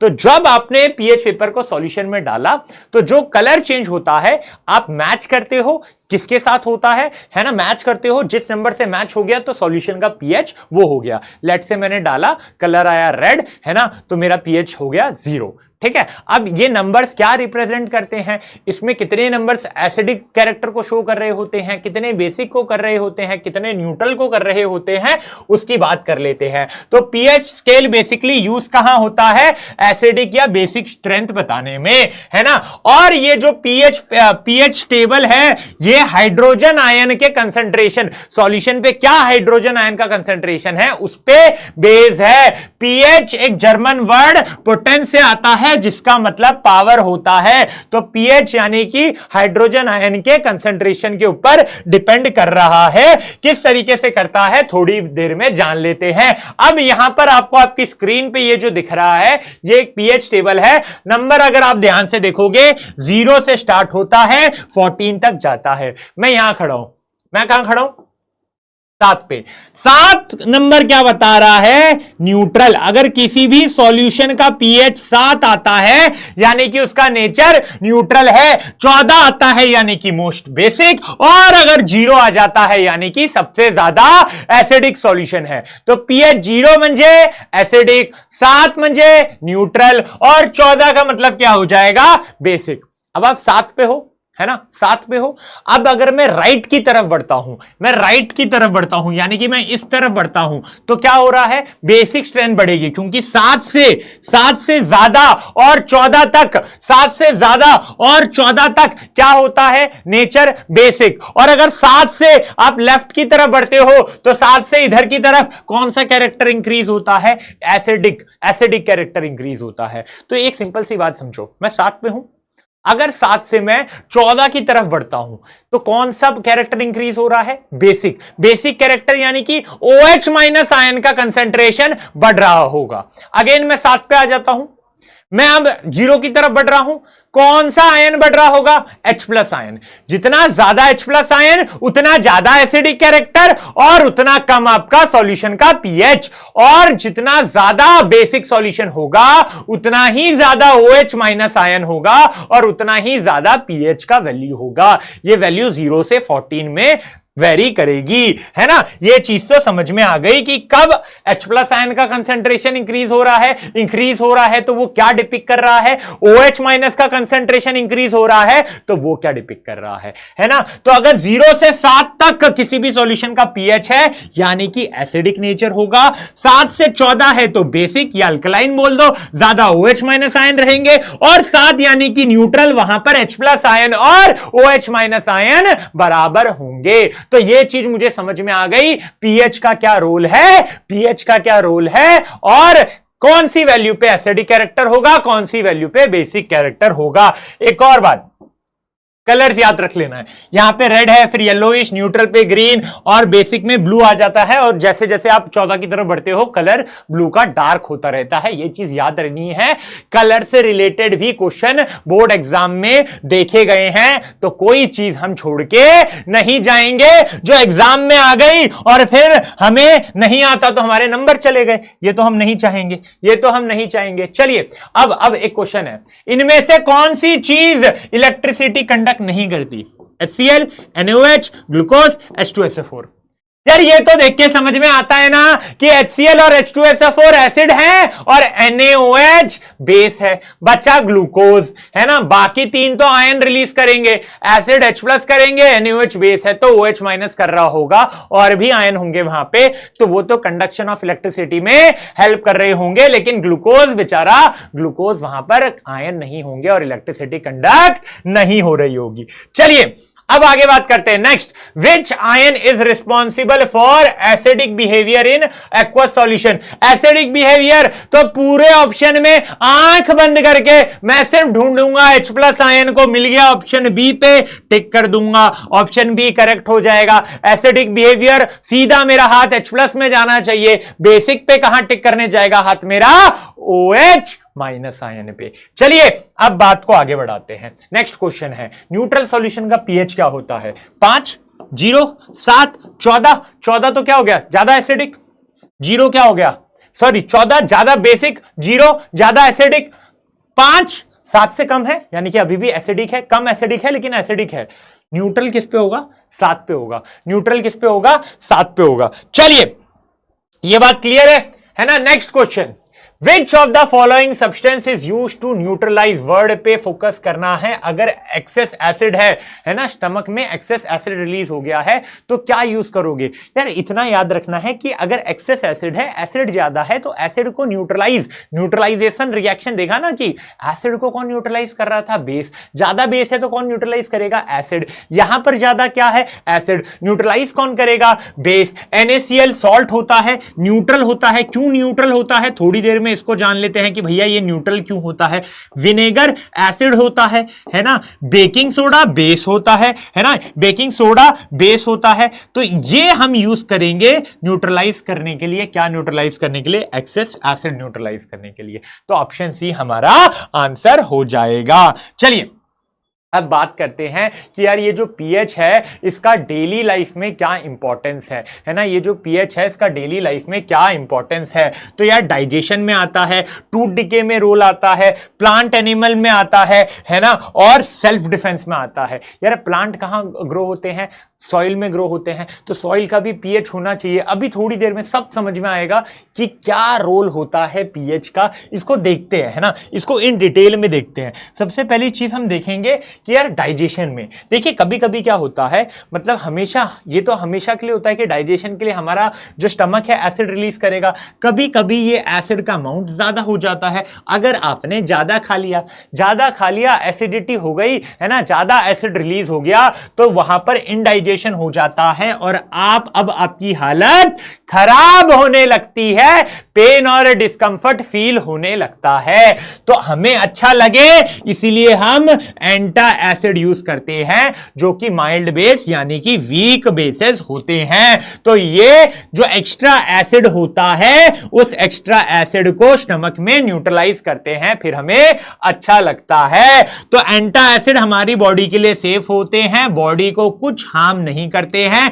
इसमें आप milk of magnesia, baking soda कुछ भी यूज कर ले हो, लेकिन फंक्शन सिर्फ एंटा एसिड का इतना है कि जो एक्सेस एसिड रिलीज हो गया है, एसिड डाइजेशन के लिए रिलीज होता ही है लेकिन ओवर ईटिंग हो गई, कहीं एसिड का ज्यादा अमाउंट रिलीज हो गया तो उसको न्यूट्रलाइज करने के लिए एंटा एसिड यूज करेंगे है ना। चलिए आगे बात करेंगे है ना। जब टूथ डिके होता है तो जब भी हमने कोई भी शुगरी फूड खाया जिसमें शुगर का अमाउंट ज्यादा है तो हमारे माउथ में जो बैक्टीरिया होते हैं उसे ब्रेक करते हैं शुगर को और एसिड बन जाता है, और ये एसिड से हमारा जो दांत में पीएच होता है माउथ का वो एसिडिक हो जाता है और ये हमारे टूथ एनिमल जो होता है जो कि कैल्शियम फॉस्फेट का बना होता है उसको क्या करने लगता है, हार्म करने लगता है, वहां पर टूथ डिके स्टार्ट हो जाता है जब पीएच 5.5 यानी कि 5.5 से पीएच नीचे गया, वहां भाई अब उसकी है ना, उसकी कंडीशन खराब करने पे लग जाता है। तो ये क्या हो गया, जब पीएच चेंज होता है माउथ में तो किस तरीके से वो हार्म पहुंचाता है हमारे टूथ एनिमल को, जो कि कैल्शियम फॉस्फेट का बना है। पीएच किससे नीचे गिरता है, तो 5.5 से। ये बात क्लियर हो गई। चलिए ये बात क्लियर हो गई है ना। तो टूथ डिके को अगर प्रिवेंट करना है तो अगेन ज्यादा एसिड है तो मैं बेस यूज करूंगा। इसीलिए आप जब भी टूथपेस्ट करते हो तो टूथपेस्ट में क्या होता है, बेस ही होता है, वो बेसिक इन नेचर होता है। और ये जो एक्सेस एसिड है उस एक्सेस एसिड को न्यूट्रलाइज करता है और आपके दांतों को टूथ डिके से बचा लेता है। ठीक है, तो इस एक्सेस एसिड को न्यूट्रलाइज करने के लिए आप रोज ब्रश करते हो ताकि ये टूथ डिके है वो प्रिवेंट हो जाए। अच्छा, ये बात थी, रोज सुबह ब्रश करता था, है ना। समझ में आ गया पीएच का यहां क्या रोल है, किस तरीके से जो एक्सेस एसिड आपके दांतों में, माउथ में जो रिलीज हो रहा है उसको जो आपका टूथपेस्ट है वो न्यूट्रलाइज कर रहा है। अगर मैं मेरी बॉडी की भी बात करता हूं, हमारी ह्यूमन बॉडी इस पीएच रेंज पे वर्क करती है 7 से 7.8, है ना। अगर कोई भी ऑर्गेनिज्म की बॉडी है तो 7 से 7.8 पे वर्क कर रही है। अगर पीएच ज्यादा हुआ, कम हुआ तो कुछ हेल्थ प्रॉब्लम आपको देखने को मिल सकती है। एक्वेटिक एनिमल की बात की जाए जो कि पानी में रहता है, जो कि मछली रानी बोल दिए, मछली रानी जल की, है ना, मछली जो जल की रानी होती है वो तभी जिंदा रह सकते हैं जब पीएच एक सेफ रेंज पे हो। अब आपने एसिड रेन सुना होगा, है ना। अगर भैया पानी ज्यादा एसिडिक हो गया तो उनको मार देगा। इसीलिए अगर ज्यादा पानी एसिडिक हो जाता है वहां पर कैल्शियम कार्बोनेट जो कि एक बेस है डाला जाता है एसिडिक लेक्स में या रिवर्स में, ताकि उस एक्सेस एसिड को न्यूट्रलाइज कर दिया जाए और जो एक्वेटिक एनिमल थे जैसे कि फिश उनको बचा लिया जाए। ये बात क्लियर हो गई है ना। वो एक्वेटिक एनिमल भी एक पीएच रेंज में ही जिंदा रहते हैं। एसिड रेन हो जाए तो सर एसिड रेन क्या होती है यार, एसिड रेन देखिए, रेन का पीएच ना जब 5.5 से कम होने लग जाए तो फिर उसको आप क्या टर्म दे देते हो, एसिड रेन टर्म दे देते हो। ये जो आपके इंडस्ट्रियल एमिशन होते हैं, व्हीकल से जो एमिशन होते हैं, उससे NO2 और SO2 जो रिलीज होता है ऊपर जाता है, H+ आयन है, कंपाउंड बनता है ना। तो जिसके कारण वो पीएच जो है 5.5 से नीचे गिर जाता है, फिर आप उसको एसिड रेन कहते हैं। और ये एसिड रेन प्लांट को हार्म करता है, एनिमल को हार्म करता है, सॉइल्स को हार्म करता है और बिल्डिंग को भी हार्म पहुंचाता है ना। तो रेन वाटर का जो पीएच है वो इतना होना चाहिए, इससे गिरा तो वो फिर एसिड रेन की कैटेगरी में आ जाता है। प्योर वाटर को तो सभी को पता होगा कि प्योर वाटर का पीएच 7 होता है ना। चलिए आगे बात करते हैं। अब ना सेल्फ डिफेंस देखते हैं। प्लांट्स में ना सेल्फ डिफेंस होता है, प्लांट्स में, एनिमल्स में। चलिए, तो कुछ एनिमल्स और प्लांट्स, कुछ इंसेक्ट्स जो होते हैं अपने को प्रोटेक्ट करने के लिए कुछ सब्सटेंस, चाहे वो एसिड नेचर के हो या बेसिक नेचर के हो, स्किन्स में उनका जो एनिमी होता है उसके स्किन में रिलीज करते हैं, जिसके कारण दर्द होती है, पीड़ा होती है, इरिटेशन होती है, ठीक है, और बर्निंग सेंसेशन फील होता है। ठीक है, अब मान लो एसिड इंजेक्ट कर दिया तो बेस से रब करेंगे, और बेस इंजेक्ट कर दिया तो एसिडिक सब्सटेंस डालेंगे।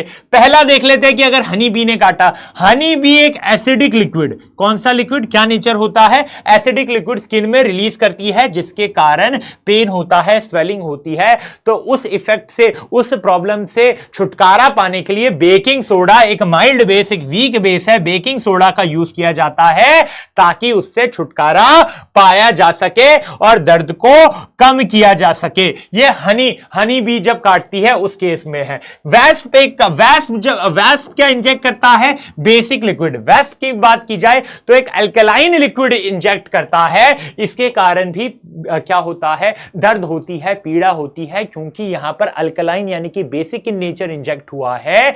तो आप क्या यूज करोगे, माइल्ड एसिड यूज करोगे, जैसे कि विनेगर। विनेगर के अंदर क्या होता है, एसिडिक एसिड होता है। यह चीज क्लियर हो गई। इसके बाद मान लो एंट ने स्टिंग किया है तो वो मिथेनोइक एसिड इंजेक्ट करेगा, तो उस केस में भी आप बेस यानी कि mild base baking soda use कर सकते हो ताकि उस बर्निंग से आपको राहत मिले। तो ये सारी चीजें आपको याद रखनी है। चलिए आगे बात कर लेते हैं, है ना, आगे बात कर लेते हैं। नेटल प्लांट की बात कर लेते हैं। उनके पास एक स्टिंगिंग हेयर होती है उनके पत्तों के ऊपर, और जैसे ही आपने टच किया मिथेनोइक एसिड आपकी स्किन में चला जाएगा और बर्निंग पेन आपको एक्सपीरियंस होगा। अगेन एसिड जा रहा है, दिमाग में बेस ही आना चाहिए न्यूट्रलाइज करने के लिए, माइल्ड बेस होना चाहिए, बेकिंग सोडा आप यूज कर लेते हो। क्या यूज करोगे?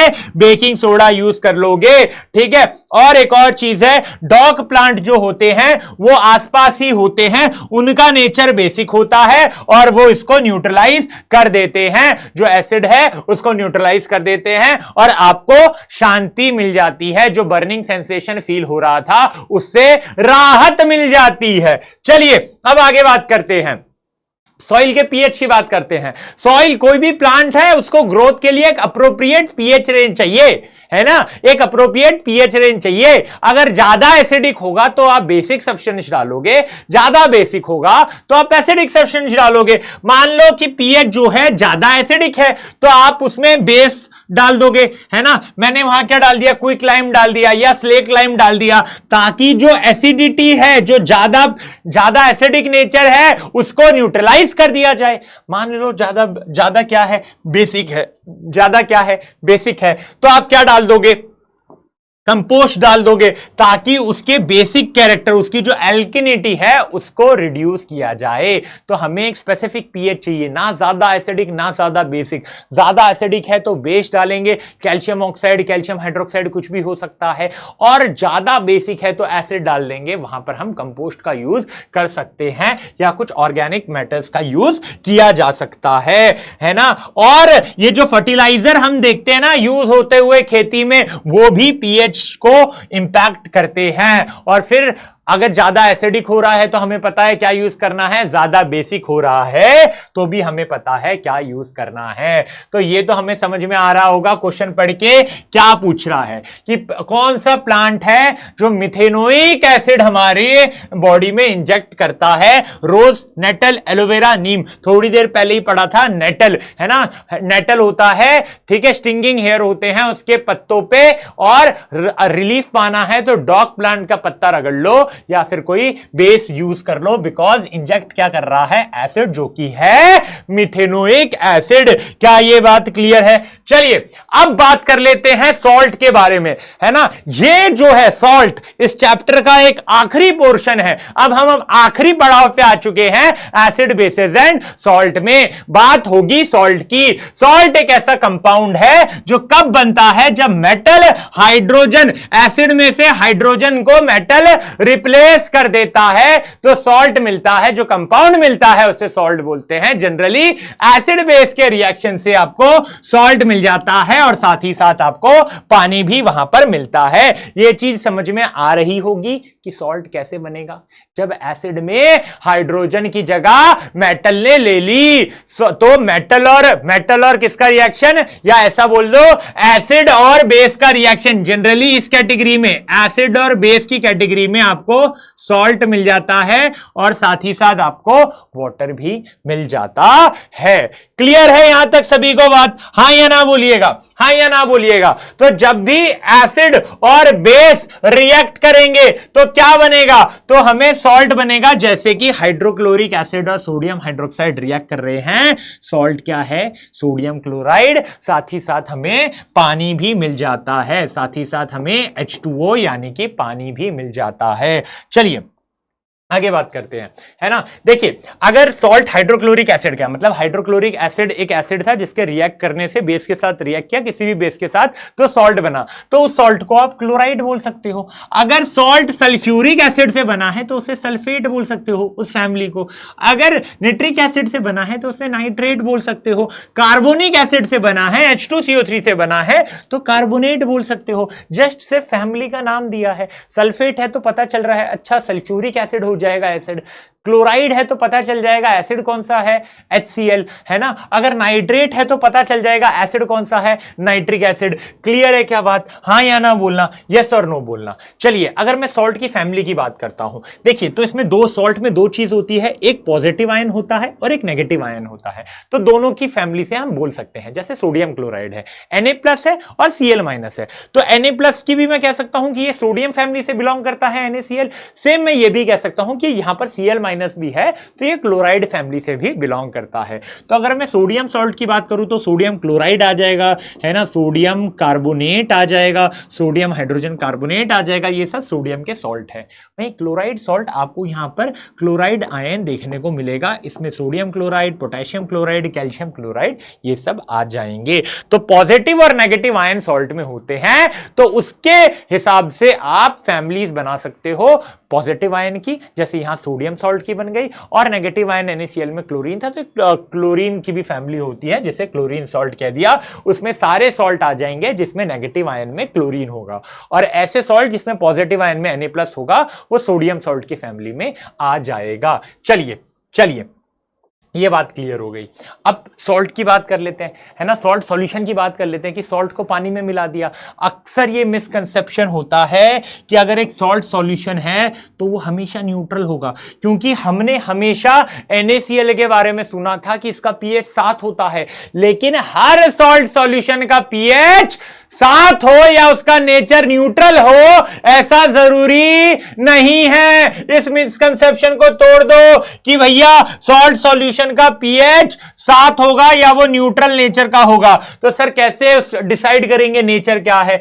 देखिए सॉल्ट कब बनता है? सॉल्ट बनता है एसिड और बेस के रिएक्शन से, एसिड और बेस के रिएक्शन से। मान लीजिए जो एसिड है वो स्ट्रांग है, और मान लीजिए जो बेस है वो भी स्ट्रांग है। अगर एसिड भी स्ट्रांग, बेस भी स्ट्रांग, तो pH 7 होगा, नेचर न्यूट्रल होगा। एग्जांपल NaCl है, जब HCl और NaOH रिएक्ट करते हैं। लेकिन सॉल्ट एक बन रहा है जिसमें एसिड स्ट्रांग था, बेस वीक था, एसिड स्ट्रांग था, बेस वीक था, तो pH 7 से कम होगा, नेचर एसिडिक होगा। अमोनियम क्लोराइड एग्जांपल है, क्योंकि वहां पर अमोनियम हाइड्रोक्साइड NH4OH बेस था, HCl एसिड था, एसिड स्ट्रांग था, बेस वीक था, pH 7 से नीचे था, नेचर एसिडिक हुआ। लेकिन अगर एक सॉल्ट बन रहा है जहां पर जो एसिड कंपोनेंट है वो वीक है, बेस कंपोनेंट है वो स्ट्रांग है, जैसे कि सोडियम कार्बोनेट, यहां पर बेस है NaOH, स्ट्रांग बेस है, एसिड है H2CO3, ये वीक है, तो जो सॉल्ट बनेगा उसका जो नेचर होगा वो बेसिक होगा, pH होगा वो 7 से ज्यादा होगा, है ना। क्लियर है? और अगर दोनों ही वीक है तो डिपेंड करता है pH किस पे, कि कौन ज्यादा वीक है ना, उस पे डिपेंड करेगा। ठीक है, तो ये मुझे समझ में आ गया कि सॉल्ट सॉल्यूशन का pH कैसे मैं डिसाइड करूंगा, है ना। ठीक है, चलिए अब आगे बात करते हैं। अब मुझे बात करनी है कॉमन सॉल्ट यानी कि सोडियम क्लोराइड NaCl, जिसे टेबल सॉल्ट भी कहा जाता है, जो अक्सर हम घर में यूज करते हैं। सबसे पहली चीज देख लेते हैं ये बनता कैसे है, इसके बाद हम जान लेंगे ऐसे कंपाउंड्स के बारे में जो इस कॉमन सॉल्ट से हमें मिलता है। चलिए तो इसके बारे में देख लेते हैं, है ना, इसके बारे में देख लेते हैं। तो कॉमन सॉल्ट मेनली हमें दो तरीके से मिलता है, सी वाटर से मिलता है। सी वाटर में क्या होता है? सी वाटर में डिसॉल्व्ड सॉल्ट होता है, तो हम इसके क्या बना देते हैं? छोटे छोटे शैलो पॉन्ड्स बना देते हैं। फिर क्योंकि सनलाइट आ रही है, इवेपोरेशन होगा, इवेपोरेशन होने के बाद जो हमें चीज मिली उसे प्यूरिफाई कर दिया, तो वो हमें क्या मिल जाएगा? Common salt NaCl। या फिर जिस तरीके से कोयले की खदान होती है उस तरीके से सॉलिड क्रिस्टल भी अंडरग्राउंड आपको रॉक सॉल्ट माइन में मिल जाएंगे, उसी तरीके से हम रॉक सॉल्ट को निकालेंगे और फिर वहां से हमें NaCl मिल जाएगा, जिसे कॉमन सॉल्ट भी कहते हैं। अब इसके कुछ कंपाउंड्स के बारे में पढ़ लेते हैं जो हमें कॉमन सॉल्ट से मिलते हैं, NaCl से मिलते हैं, जिसमें सबसे इंपॉर्टेंट है सोडियम हाइड्रोक्साइड यानी कि NaOH, जिसे क्या किस प्रोसेस से मिलता है? ये मिलता है चोर अल्कली, चोर अल्कली बोल देते हैं, लेकिन इसका नाम है क्लोर अल्कली प्रोसेस। इंपॉर्टेंट है क्लोर अल्कली प्रोसेस। क्या होता है क्लोर अल्कली प्रोसेस में, ये देख लेते हैं। तो क्लोर अल्कली प्रोसेस में रॉ मटेरियल आप क्या लेते हैं? ब्राइन, ब्राइन क्या होता है?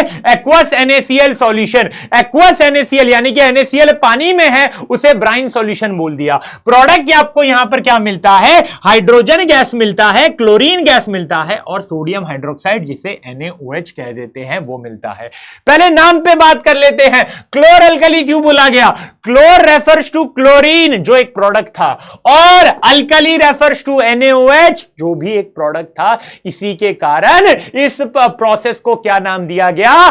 क्लोर अल्कली। देखिए यहां पर अब मैं आपको सेटअप समझा देता हूं कि ये देखिए, ये पूरा ब्राइन सॉल्यूशन था, 2 इलेक्ट्रोड डिप थे, पॉजिटिव वाला एनोड, नेगेटिव वाला कैथोड। आपके पास NaCl एक्वस था, तो NaCl अगर एक्वस है तो कौन से आयन मिल रहे होंगे सॉल्यूशन में?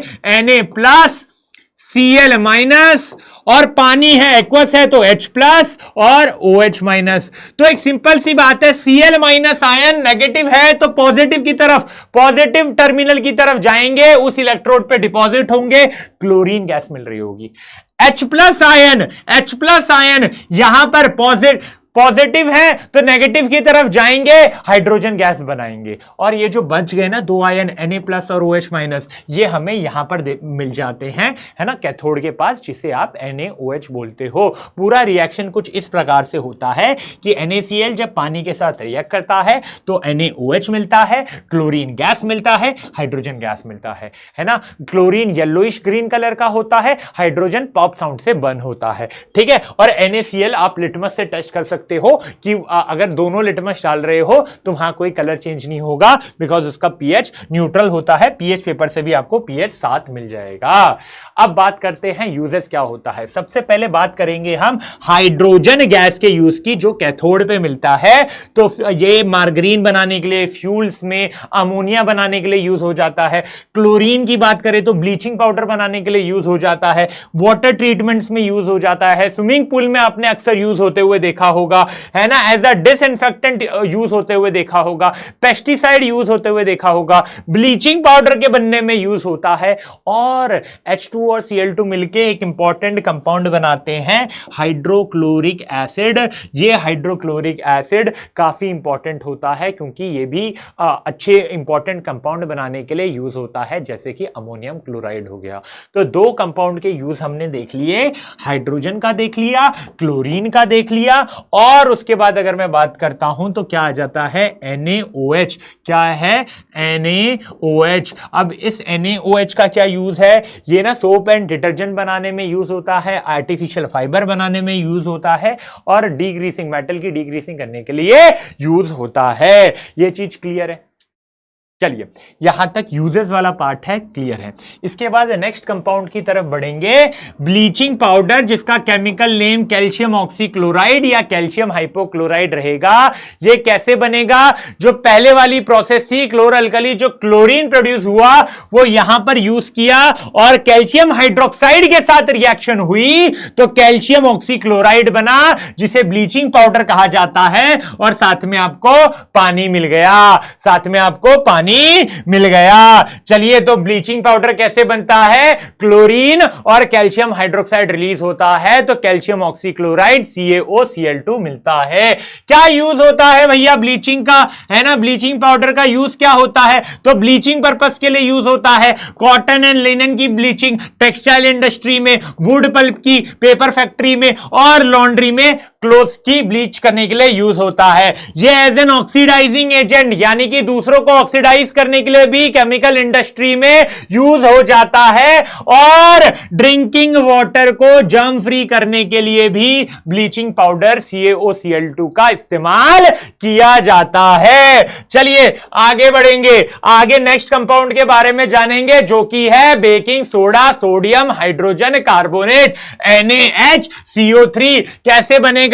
NaCl, H2O, CO2 और अमोनिया, ये 4 चीज जब रिएक्ट करती है तो अमोनियम क्लोराइड बनता है एज अ बाय प्रोडक्ट, और मेन मुझे सोडियम हाइड्रोजन कार्बोनेट मिल जाता है। तो NaCl वाटर के साथ, CO2 के साथ, अमोनिया के साथ जब रिएक्ट करता है तो अमोनियम क्लोराइड और सोडियम हाइड्रोजन कार्बोनेट, जिसे बेकिंग सोडा बोलते हैं, वो बनता है। बेकिंग सोडा बेकिंग पाउडर बनाने के लिए यूज होता है। Baking soda plus tartaric acid मिलाते हैं तो आपको बेकिंग पाउडर मिल जाता है। और क्या यूज होते हैं बेकिंग सोडा के? यार सबसे इंपॉर्टेंट यूज तो हमने अब तक कितनी बार देख लिया था जब इंपॉर्टेंस ऑफ पीएच पढ़ रहे थे। एज एन एंटा एसिड यूज होता है, यानी कि एक्सेस एसिड को न्यूट्रलाइज करने के लिए। स्टमक में अगर एक्सेस HCl हो गया है उसको न्यूट्रलाइज करना है बेकिंग सोडा। क्लियर है बात? ठीक है, किसी ने काट लिया इंसेक्ट ने, अब उसने क्या एसिड रिलीज किया है, क्या यूज करोगे? माइल्ड बेस, है ना, बेकिंग सोडा। ये चीज क्लियर हो गया। ठीक है, अगर मैं बेकिंग पाउडर की बात करूं तो ये केक्स और ब्रेड को सॉफ्ट एंड फ्लफी बनाने के लिए यूज होता है, क्योंकि जब आप सोडियम हाइड्रोजन कार्बोनेट को हीट करोगे, सोडियम कार्बोनेट और वाटर के साथ साथ ये गैस बनती है जो कि फ्लफी बनाने में यूज होती है। और CO2 का एक और काम होता है आपको बुझाना, इसीलिए ये फायर एक्सटिंग्विशर में भी आप बेकिंग सोडा को यूज होते हुए देखते होंगे, जो कि जब हीट होता है CO2 रिलीज होता है, और ये CO2 वहां पर तो एसिड के साथ रिएक्शन हो जाता है तो CO2 रिलीज होता है।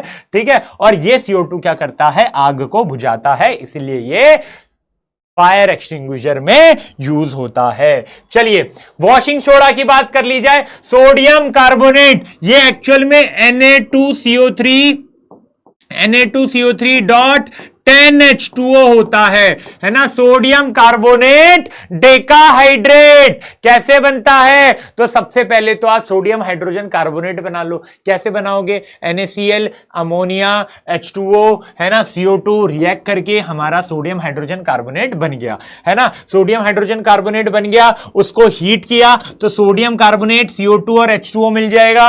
अब ये सोडियम कार्बोनेट वाटर एब्जॉर्ब कर लेता है और सोडियम कार्बोनेट डेकाहाइड्रेट बनाता है। यार ये ना जो डॉट 10H2O है, मैंने कॉपर सल्फेट में भी देखा होगा, CuSO4.5H2O है ना। तो ये क्या होता है डॉट H2O? थोड़ी देर में इसको जानेंगे कि इसे क्या बोला जाता है। अभी हम लोगों ने ये देख लिया कि वॉशिंग सोडा Na2CO3.10H2O बनता कैसे है? सोडियम हाइड्रोजन कार्बोनेट के डिकम्पोजिशन से, उसके बाद वाटर वो एब्जॉर्ब कर लेता है। इसके यूजेस की अगर मैं बात करता हूं तो क्लींजिंग एजेंट की तरह यूज होता है हाउस होल्ड क्लीनिंग में, वाटर की परमानेंट हार्डनेस रिमूव करने के लिए यूज होता है, और ग्लास, सोप एंड पेपर के मैन्युफैक्चरिंग में भी ये यूज होता है, जिसे आपने वॉशिंग सोडा बोला है। इस कंपाउंड के यूजेस अपन ने देख लिए।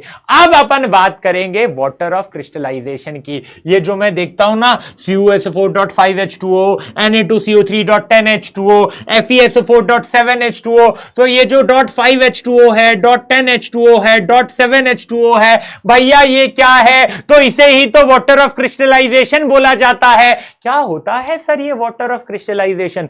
तो बच्चा, वाटर ऑफ क्रिस्टलाइजेशन क्या रेफर करता है कि कंपाउंड के साथ, उस सॉल्ट के स्ट्रक्चर के साथ कितने वाटर मॉलिक्यूल एसोसिएटेड हैं। वापस से बोल रहा हूं कि यार सॉल्ट के स्ट्रक्चर के साथ जितने भी वाटर मॉलिक्यूल अटैच होंगे उसे वाटर ऑफ क्रिस्टलाइजेशन कहा जाएगा। तो कॉपर सल्फेट, है ना, कॉपर सल्फेट पेंटाहाइड्रेट के केस में वाटर ऑफ क्रिस्टलाइजेशन 5 हो जाएगा। यहां पर सोडियम कार्बोनेट डेकाहाइड्रेट के केस में वाटर ऑफ क्रिस्टलाइजेशन 10 हो जाएगा, और फेरस सल्फेट .7H2O में यहां पर 7 हो जाएगा।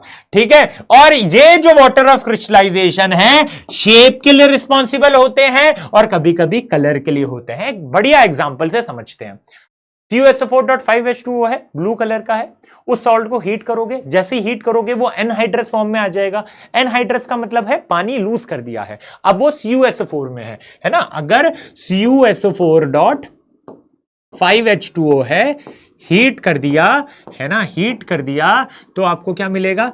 CuSO4 plus 5H2O। ये जो CuSO4 है ये मैं बोलूंगा एनहाइड्रस कॉपर सल्फेट है।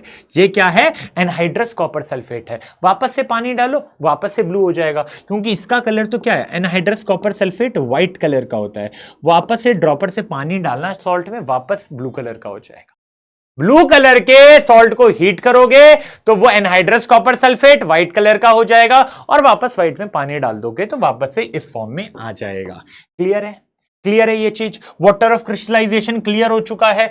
चलिए अब बात कर लेते हैं इसी से रिलेटेड एक कंपाउंड की, पीओपी बोला जाता है, plaster of Paris. Chemical formula होता है CaSO4.12H2O, इसको बोलते हैं कैल्शियम सल्फेट हेमीहाइड्रेट, है ना, हाफ H2O, हाफ होता है वाटर ऑफ क्रिस्टलाइजेशन। कैसे बनता है, 100 डिग्री सेल्सियस में जिप्सम यानी कि CaSO4.2H2O को हीट करते हैं। इससे ज्यादा टेम्परेचर नहीं लेकर जाएंगे वरना पूरा का पूरा, यहां हमें सिर्फ क्या करना है, 1.5 मॉलिक्यूल H2O हटाना है। इससे ऊपर टेम्परेचर रखा तो सारे हट जाएंगे और कैल्शियम सल्फेट एनहाइड्रस मिल जाएगा, एनहाइड्रस कैल्शियम सल्फेट मिल जाएगा। तो यह ध्यान रखनी है कि इसकी ओवर हीटिंग ना हो, है ना, वरना एनहाइड्रस फॉर्म डेड बॉन्ड में कन्वर्ट हो जाएगा। क्लियर है। तो जब CaSO4.2H2O का आप हीट करोगे तो CaSO4.12H2O आपको पीओपी मिलेगा और 1.5 मॉलिक्यूल आपको H2O का मिल जाएगा। इस पीओपी का यूज कहां आता है ना, पहले वो देख लेते हैं फिर जिप्सम की बात कर लेंगे, है ना। पहले पीओपी का यूज देख लेते हैं।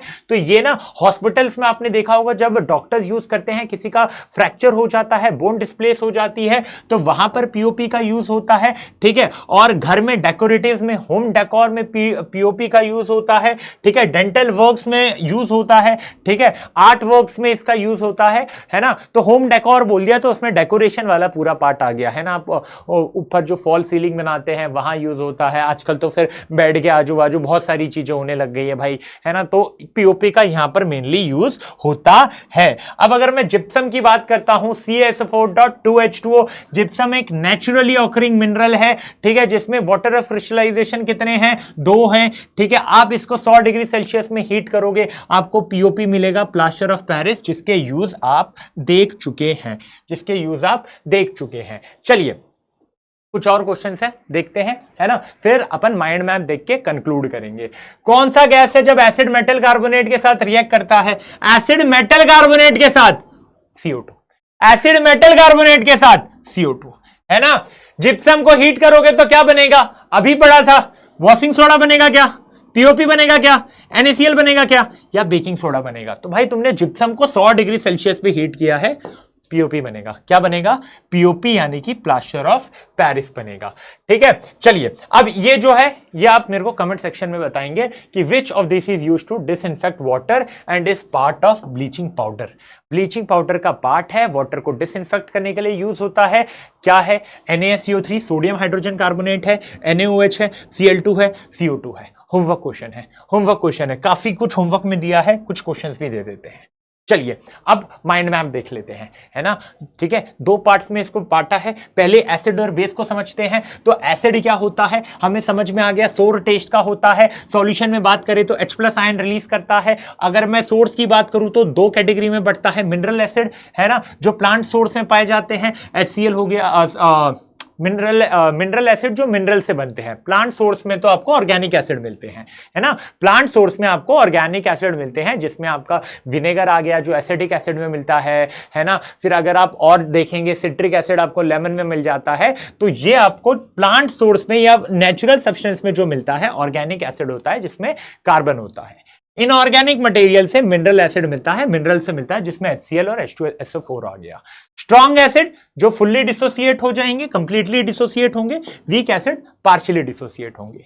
बेस की बात करेंगे, bitter in taste, slippery in nature, पानी में OH- आयन देंगे, कंप्लीटली डिसोसिएट हो रहा है। स्ट्रॉन्ग बेस, पार्शियल डिसोसिएशन हो रहा है। वीक बेस एग्जाम्पल क्या हो गया, अमोनियम हाइड्रोक्साइड या NH4OH। अगर मैं बात करता हूं इंडिकेटर्स की तो कलर चेंज और स्मेल चेंज से आपको बता देंगे कोई सब्सटेंस एसिड है या बेस। नेचुरल की अगर बात करेंगे तो लिटमस आ जाता है, टर्मरिक आ जाता है, रेड कैबेज आ जाता है।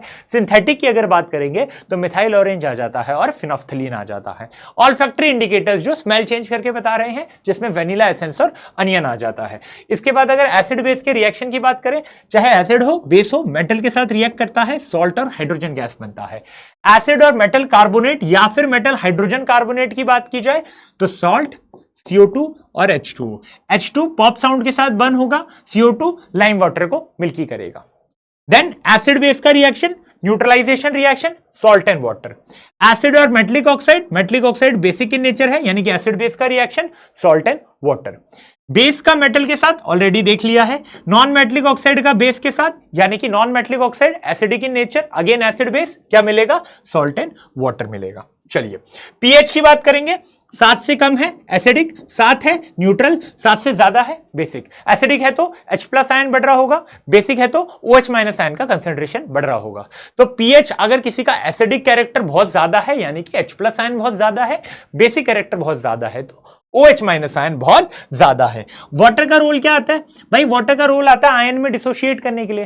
एसिड एसिडिक कैरेक्टर तभी देगा जब पानी होगा, बेस बेसिक कैरेक्टर तभी शो करेगा जब वाटर की प्रेजेंस में होगा, तभी तो आयन में टूटेगा, और वो आयन ही तो रिस्पॉन्सिबल होते हैं एसिडिक स्लैश बेसिक कैरेक्टर के लिए। क्लियर है बात? चलिए उसके बाद हम बात कर लेते हैं सॉल्ट की, है ना। एसिड बेस से बनता है ना। अगर एसिड में H की जगह, हाइड्रोजन की जगह मेटल आ जाता है तो कंपाउंड बन रहा है वो सॉल्ट है। जनरली एसिड बेस रिएक्शन से सॉल्ट बनता है ना। अब न्यूट्रल कब होगा? जब स्ट्रॉन्ग एसिड और स्ट्रॉन्ग बेस रिएक्ट करेंगे। एसिडिक कब होगा? स्ट्रॉन्ग एसिड और वीक बेस रिएक्ट करेंगे, ठीक है। और बेसिक कब होगा? जब स्ट्रॉन्ग बेस और वीक एसिड रिएक्ट करेंगे। ये बात क्लियर हो गई। वाटर ऑफ क्रिस्टलाइजेशन क्या होता है? सॉल्ट के स्ट्रक्चर में वाटर मॉलिक्यूल जो अटैच होता है। यहां पर CuSO4.5H2O 5 है। क्या है 5? Water of crystallisation. FeSO4.7H2O 7 है। कितना है वाटर ऑफ क्रिस्टलाइजेशन? 7। इसका कलर ब्लू, इसका कलर ग्रीन। अभी ये हाइड्रेटेड फॉर्म में है, हीट कर दोगे एनहाइड्रस फॉर्म में आ जाएगा, कलर चेंज हो जाएगा। चलिए इसके बाद बात कर लेते हैं पीओपी की। कैसे बनता है पीओपी? जिप्सम को हीट करके। Gypsum CSO4.2H2O natural occurring mineral, heat किया, कैल्शियम सल्फेट सेमीहाइड्रेट CSO4.5H2O, है ना। और यहां पे 1.5H2O आपको वाटर का मिल जाएगा। कहां यूज होता है भैया? एक तो डॉक्टर यूज करता है बोन को फिक्स करने के लिए, और होम डेकोर में यूज होता है। यहां पर केमिकल्स देख लेते हैं जो कॉमन सॉल्ट से मिलते हैं। NaOH, सोडियम हाइड्रोक्साइड, कहां से मिल रहा था? क्लोरलकली प्रोसेस से मिल रहा था। ब्लीचिंग पाउडर, है ना, कैल्शियम ऑक्सीक्लोराइड कब मिलता है? कैल्शियम हाइड्रोक्साइड और क्लोरीन के रिएक्शन से मिलता है। बेकिंग पाउडर या बेकिंग सोडा, है ना। बेकिंग सोडा क्या है? सोडियम हाइड्रोजन कार्बोनेट, ठीक है, सोडियम हाइड्रोजन कार्बोनेट है। कब मिलेगा? NaCl, H2O, CO2 और अमोनिया के रिएक्शन से मिल जाएगा। एज अ एंटासिड यूज होता है, as a fire extinguisher use होता है। वॉशिंग सोडा भैया इसी का डिकम्पोजिशन करा दोगे और फिर वाटर एब्जॉर्ब कराओगे तो Na2CO3.10H2O मिल जाएगा। उम्मीद करता हूं कि यहां तक हर एक बच्चे को हर एक चीज एग्जैक्टली जैसी थी वैसी यहां छप गई है। एक चीज करनी है, एनसीईआरटी की रीडिंग तुरंत लगा लेनी है, चीजें आपको क्लियर हो जाएगी। उम्मीद करता हूं इस चैप्टर को जितना आसान तरीके से करा सकता था उससे भी अच्छी तरीके से मैंने आपको कराया है।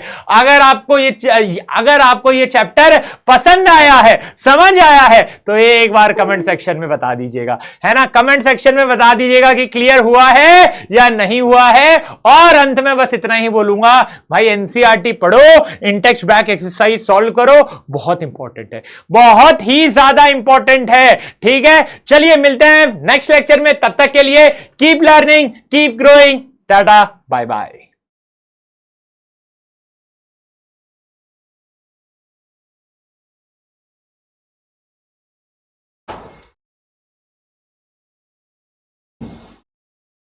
वो बन गई थी।